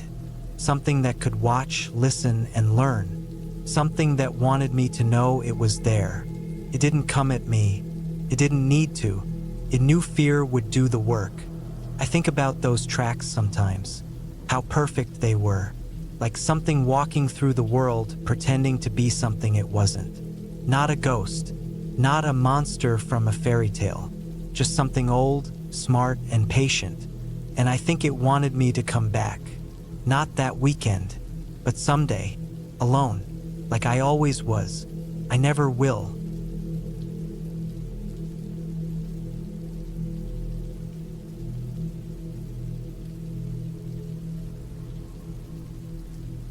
I never liked camping much, but in the summer of 2017, after a rough year and some pressure from a coworker who lent me a tent and gear, I finally gave it a try. I was 34 back then, living alone in a small rented flat in Exeter. I worked maintenance at a college nearby. My girlfriend had broken things off the winter before, and I'd been in a sort of rut ever since. I thought getting out of the city and into some open space might help, even just for a couple of days. I picked a spot not too far out, Dartmoor. Not one of the official campsites, though. I looked around online and found some mentions of wild camping near a place called Fernworthy Forest, where people sometimes pitch tents for the night if they stayed discreet. I figured I'd hike into the woods a bit, find a quiet patch to myself, and just try to disconnect for a while. I packed light. Tent, sleeping bag, a couple of torches, a knife, 2 days worth of food, water, and a small stove for heating cans. I brought a paperback book, too. I planned to get there late morning, set up, and then just walk and relax. Nothing complicated.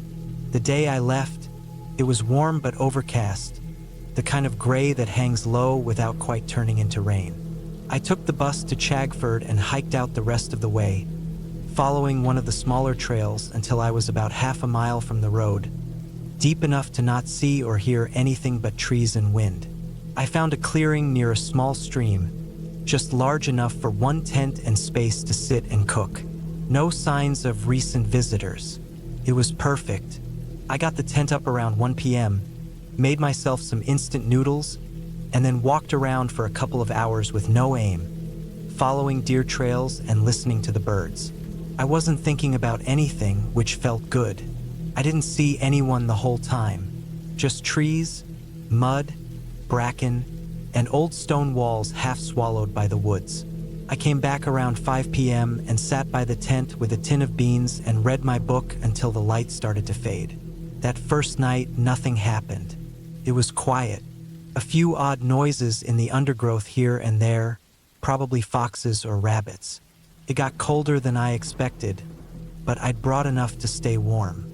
I remember drifting off listening to the wind rubbing branches together. I woke up once in the night needing to pee. I stepped outside and did my business a few feet from the tent, torch in hand, and saw nothing strange. Just black woods and the sound of the stream trickling by. I zipped back into the tent, fell asleep again, and woke with the sun around 6. I made tea, had a cereal bar, and went for another walk. The woods were thicker in this part, and the trails didn't go far. Around 9 a.m., I heard the first sound of a person nearby. It was faint, almost like a branch snapping on purpose. Not a bird. It came from the direction of the trail I'd used to enter the forest. I stopped and listened. A few more seconds of silence, then another quiet crunch. I figured someone else was out here hiking and didn't think much of it. I walked back toward the tent slowly, staying aware, mostly out of instinct. I hadn't seen anyone in over 24 hours, but Dartmoor wasn't empty. People passed through. Hikers, runners, campers. It wasn't strange. I got back to the tent and saw nothing unusual. I ate, read a bit more, and decided to stay one more night. I'd planned for 2. I didn't want to pack up early just because someone else was around.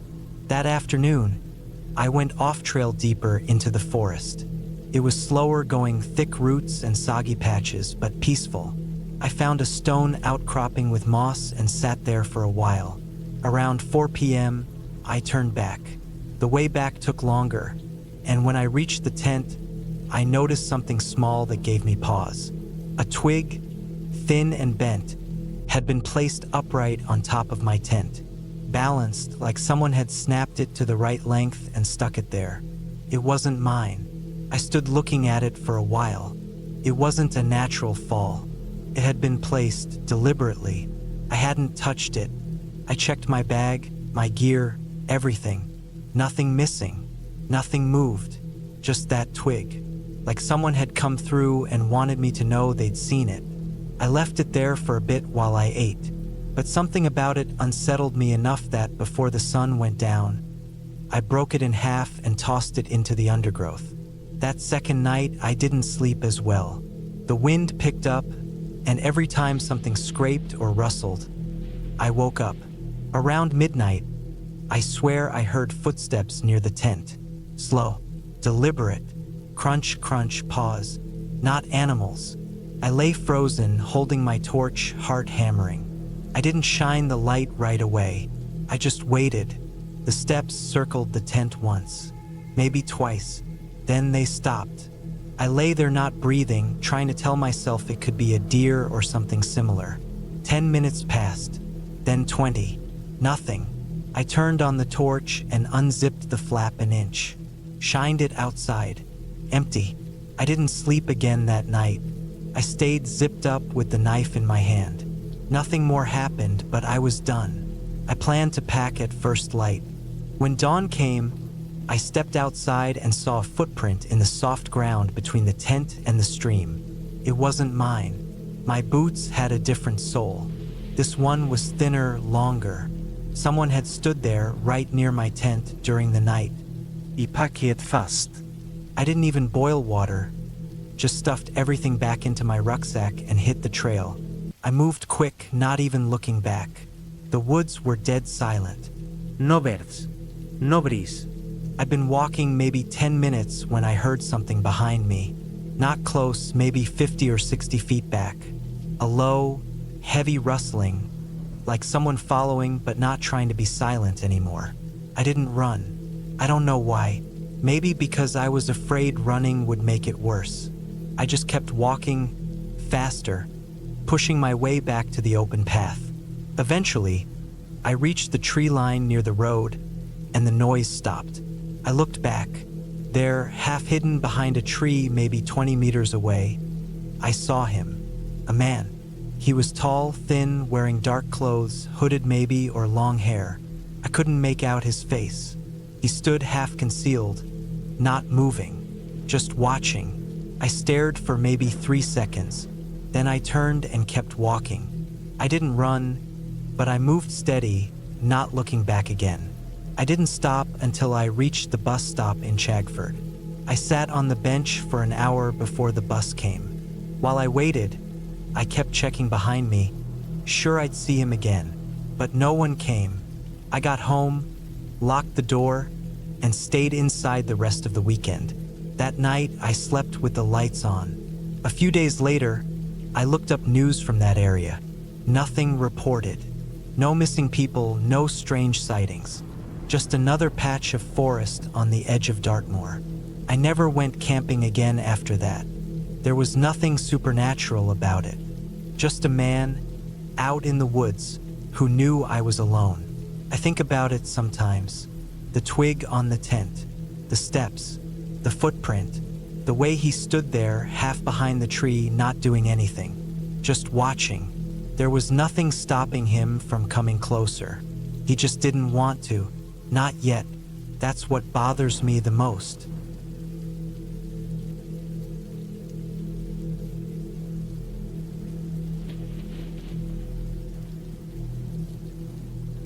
It was the summer of 2013. I was 27 then, working as a freelance mechanic in a small town just outside Newcastle, in northern England. Work was slow that month, and I'd been feeling a little trapped in the routine. I hadn't had a real break in years, so I decided to do something I hadn't done in a long time: go camping. Alone. I packed up my old Volkswagen van with basic supplies: tent, sleeping bag, torch, some cans of food, a water jug, extra clothes, a gas burner, and a folding chair. I didn't tell many people, just left a note with my sister saying I'd be gone for a few days, heading north towards the Cheviot Hills near the border with Scotland. I'd been up there once as a teenager on a school hike.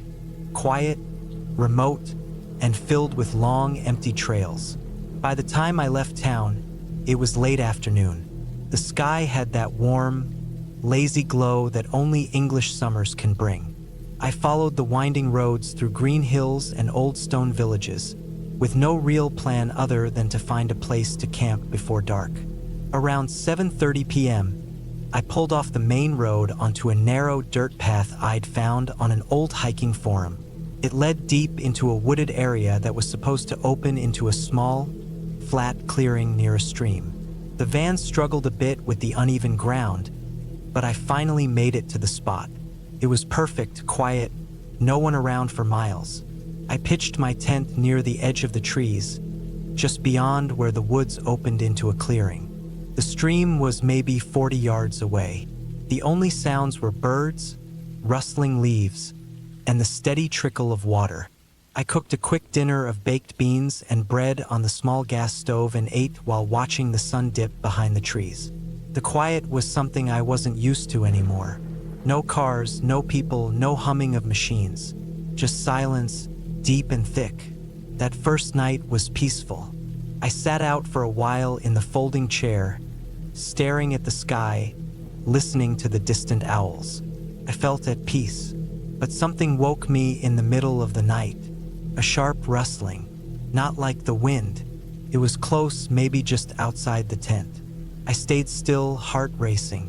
Then silence again. It might have been a fox or badger, I told myself. I forced my eyes shut and waited for sleep to take me again. The next morning was calm. Sunlight came through the thin tent walls, and the air smelled fresh and earthy. I had a quick breakfast and went for a short walk along the stream. I didn't go far, maybe a mile or so, just enough to shake off the unease from the night before. I didn't see anyone, no hikers or even old boot prints. It was like I had the whole forest to myself. That afternoon, I read a book and did some sketching in my notebook. I used to draw a lot when I was younger but had stopped when life got busy. Felt good to do it again. Around 5 p.m., I gathered some wood and set up a small fire in a ring of stones. The evening rolled in slowly, painting the sky orange and pink. As I sat by the fire that second night, I got the feeling I wasn't alone. The kind of feeling where the hairs on your neck stand up. I scanned the trees, listened carefully, but nothing, just wind and branches. I stayed out by the fire longer than usual, adding more wood than I needed, just to keep the light going. Eventually, I turned in. I zipped up the tent, kept the torch nearby, and lay down fully dressed. Sleep didn't come easy. Every time the wind moved, every snap of a twig, I felt myself tense up. At some point past midnight, I heard footsteps. Not an animal this time. These were heavy, slow, and deliberate. Someone walking through the brush. I sat up, barely breathing. The steps circled the tent once, maybe twice, then stopped. I didn't move. I stayed like that for over an hour, waiting. Nothing else happened. Eventually, I must have fallen asleep from exhaustion. I woke up early, just after sunrise. I stepped outside and checked the area. No footprints, no sign anyone had been there. But I knew what I heard.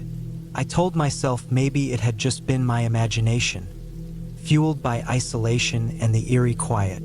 Still, I packed up most of my gear that morning. I kept the tent standing but moved my essentials back to the van, just in case.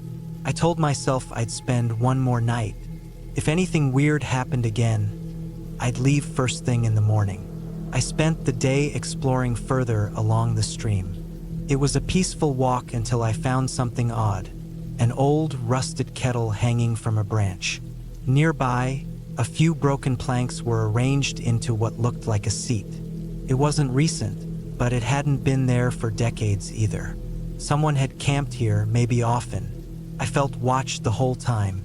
That heavy, uneasy feeling had come back. I didn't linger. I returned to camp, started a fire, and kept my pocket knife clipped to my belt. That night, I didn't even try to sleep. I sat outside the tent by the fire, wrapped in my jacket, waiting. Around 2 a.m., I heard it again. Footsteps, slow and careful. Then a sound I'll never forget. The click of a lighter. Just one flick, not mine. I turned the torch on and pointed it toward the trees, but the beam didn't reach far enough. I couldn't see anything, but the sound of quiet movement came from beyond the light. I backed toward the van slowly. I didn't run. I didn't want to make noise. I got in, locked the doors, and sat in the driver's seat, listening. I heard another flick of the lighter, then footsteps closer. I stayed perfectly still. Eventually, it went quiet. I don't know how long I waited, maybe 2 hours, before the sky began to lighten. I didn't bother checking the tent. I started the engine and drove out of there, branches scraping the sides of the van as I sped back to the main road. I didn't stop driving until I reached a petrol station near Alnwick. I washed my face in the bathroom sink, bought a coffee, and sat there in the car park for a long time. I looked at myself in the mirror, pale, eyes wide and bloodshot. I never reported it. What would I say? That someone lit a lighter near my tent? That I heard footsteps? That I felt watched? No one got hurt. Nothing was stolen. But I know what I felt. I wasn't alone out there. Someone had been watching. I never camped alone again after that. And I never went back to the Cheviot Hills. Even now, sometimes when I lie in bed in the dark, I remember that sound, the faint flick of a lighter out in the trees. And I wonder who was out there with me that night and why they never came closer.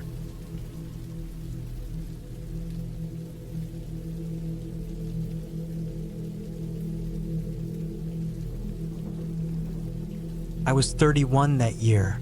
I had just finished a long contract job doing carpentry work down in Devon, and I needed a break from people, schedules, phone signals, the whole mess. I'd saved up a bit and decided to take a short camping trip by myself up north. The Lake District felt right. I'd been a few times, always with friends or girlfriends, but this time I just wanted quiet. Just me, my gear, and the kind of empty silence you only get in places like that. It was early October 2013. Weather was beginning to turn, and I knew I was pushing it by camping that late in the year. I didn't care. I liked the colder air, the way the trails emptied out once summer ended. I packed everything up in my van. Tent, food, water, boots, map, and headed for a lesser-known ridge just west of Ullswater. I don't want to say exactly where. People know the area for hiking, but there are places up there off the main routes, small patches of flat ground where no one goes unless they're lost or looking to be alone. It was late afternoon when I parked the van at a small levee beside a farm road. I checked the weather again on my phone. Rain was coming in overnight. Nothing major, just a constant drizzle according to the forecast. I didn't mind that. I brought a thick ground tarp, extra clothes, and even some whiskey to stay warm. The walk-in took about 2 hours. The ridge I was heading to wasn't high or dangerous, just far enough in that it felt cut off. The path wound through some patches of old pine, then opened up into a wide, uneven slope with scrubby grass and scattered rocks. I found a flat patch behind a windbreak of low shrubs, set up my tent, and boiled water for a dehydrated meal.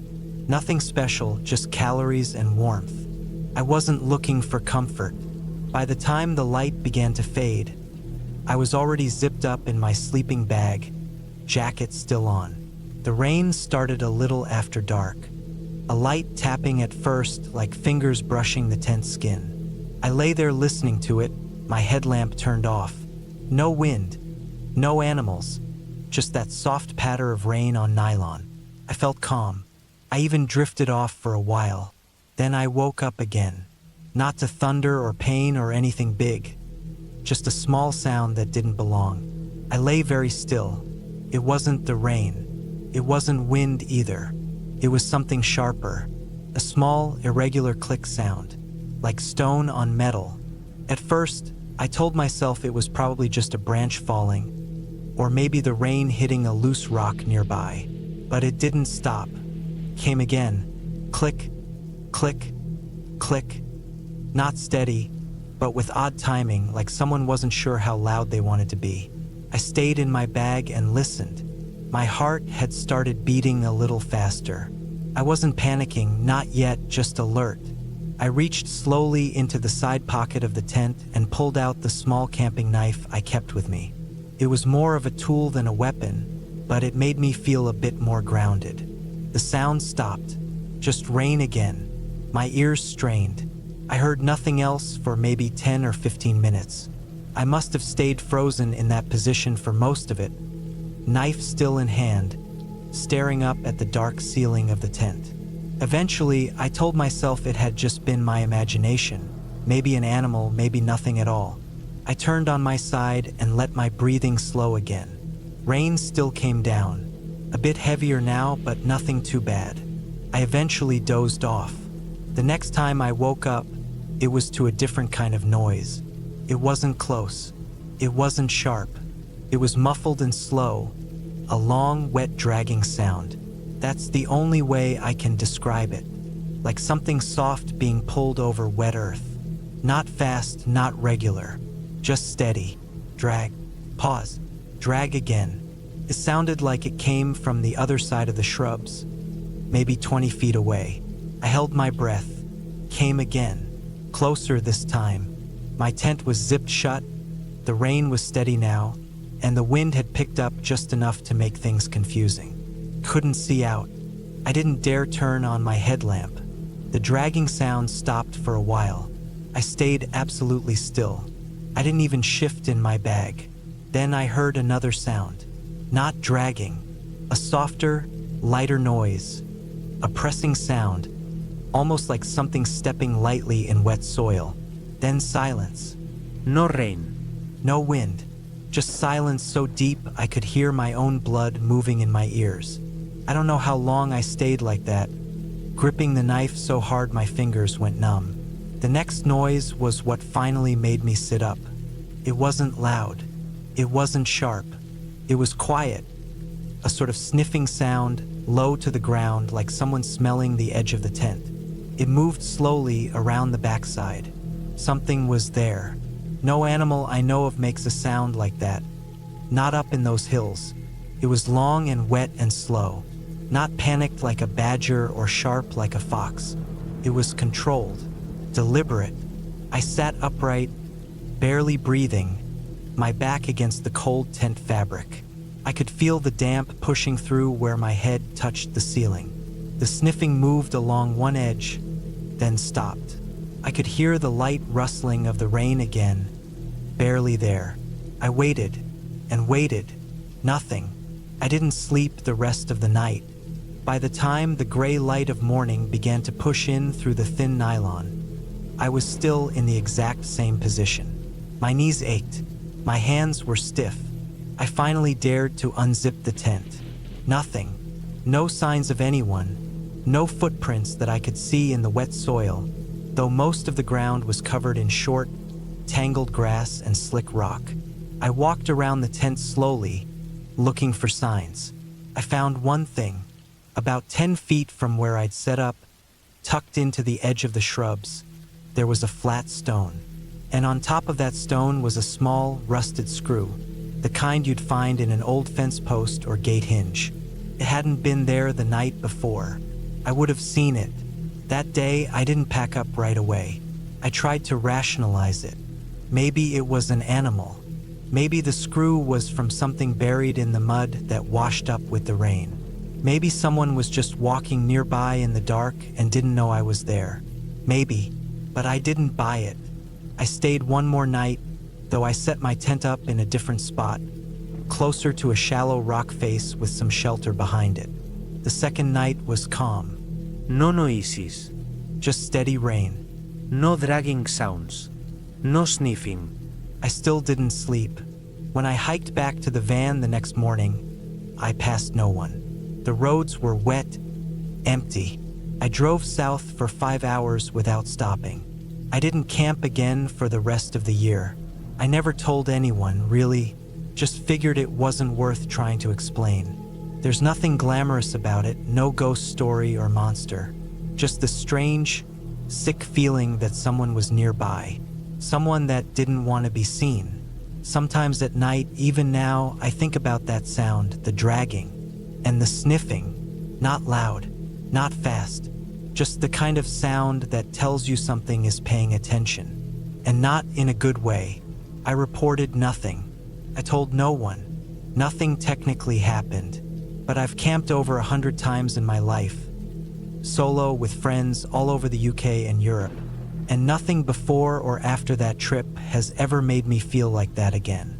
Not scared, watched. Whoever or whatever was out there that night didn't want to talk. They didn't want to be seen. They just wanted to listen, to smell, and maybe to wait. And that's worse than anything else.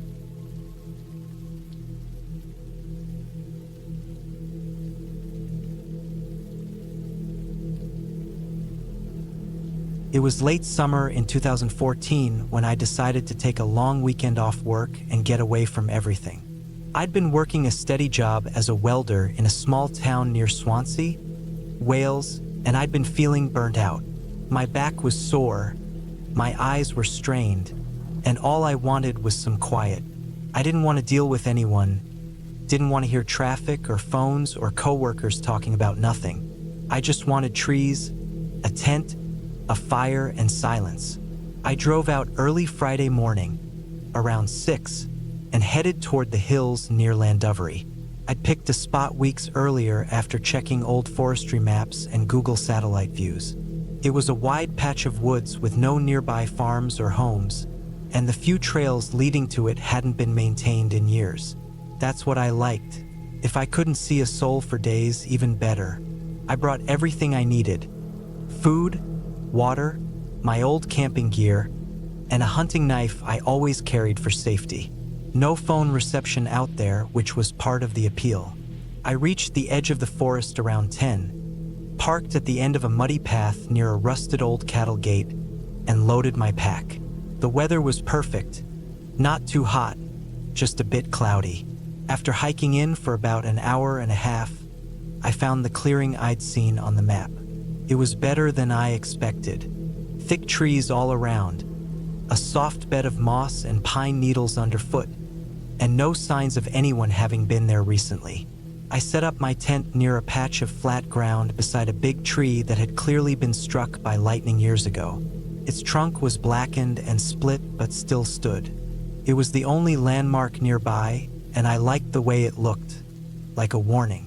I got the tent up, stacked some firewood, and set up a small cooking area with a foldable stove I'd brought. That first night was calm. I cooked a tin of stew, had some tea, and watched the fire until it died down. I slept better than I had in months. The second day was the same kind of peaceful. I walked around a bit, made notes in a little sketchbook I used to track birds and trees, and collected more wood. It rained lightly in the afternoon, but not enough to bother me. That evening, I built a proper fire and sat by it for hours, enjoying the heat and the crackling. I remember thinking I didn't want to leave. Everything felt still, untouched. I didn't hear anything except wind and leaves. But late that night, something felt different. I woke up around 3 in the morning. Not because of a sound, but because of a feeling, like someone had just been standing over me.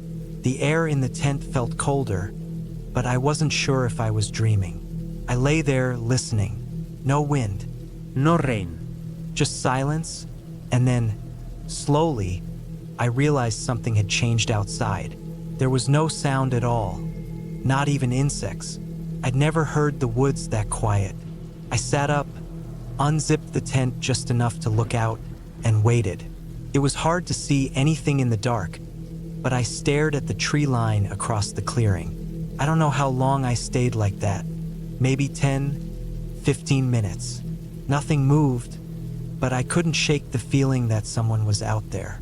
Eventually, I zipped the tent up and lay back down, knife in hand. I didn't sleep well after that.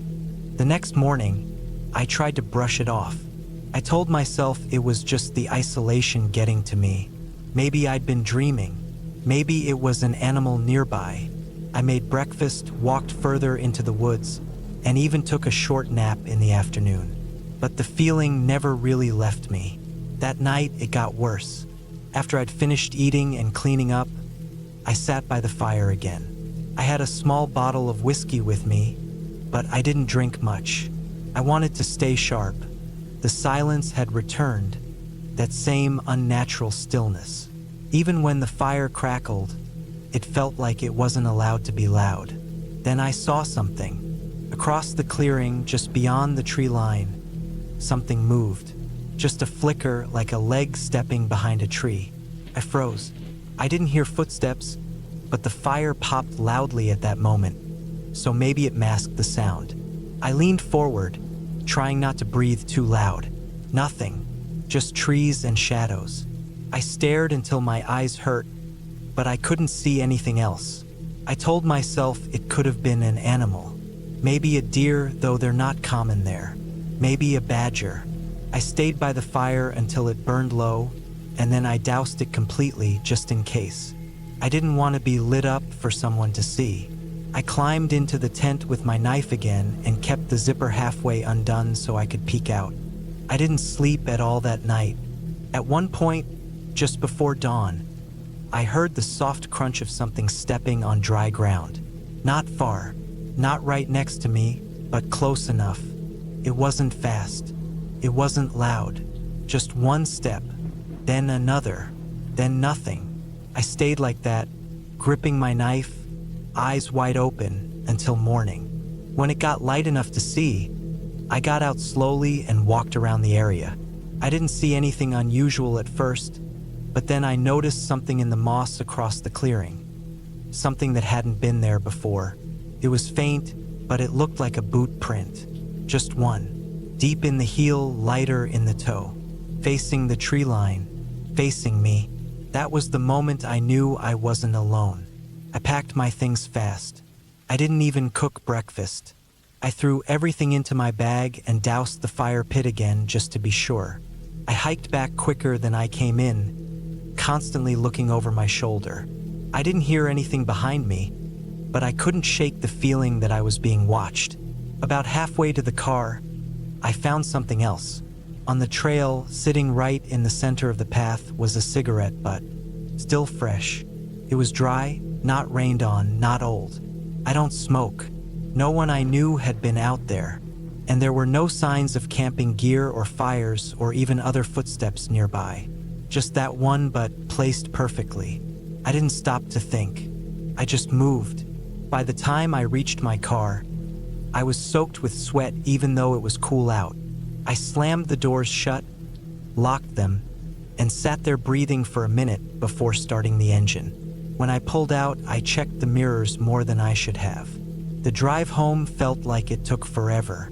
When I got back, I didn't tell anyone about it. Not right away. I just unpacked, cleaned my gear, and sat in silence for a while. I kept going back to that boot print, that sound outside the tent, that cigarette. It wasn't an animal. It wasn't my imagination. Someone else had been out there. Someone who didn't want to be seen. They didn't approach me. They didn't steal anything. They just watched, moved silently, got close enough to leave signs, but never close enough for me to catch them. I haven't been camping alone since. Even now, years later, when I walk through quiet woods or hear a twig snap, my body goes tense. I think about that silent forest, the boot print, the single, careful step outside my tent. Whoever it was, they were out there for a reason. And I don't think it was just to enjoy nature.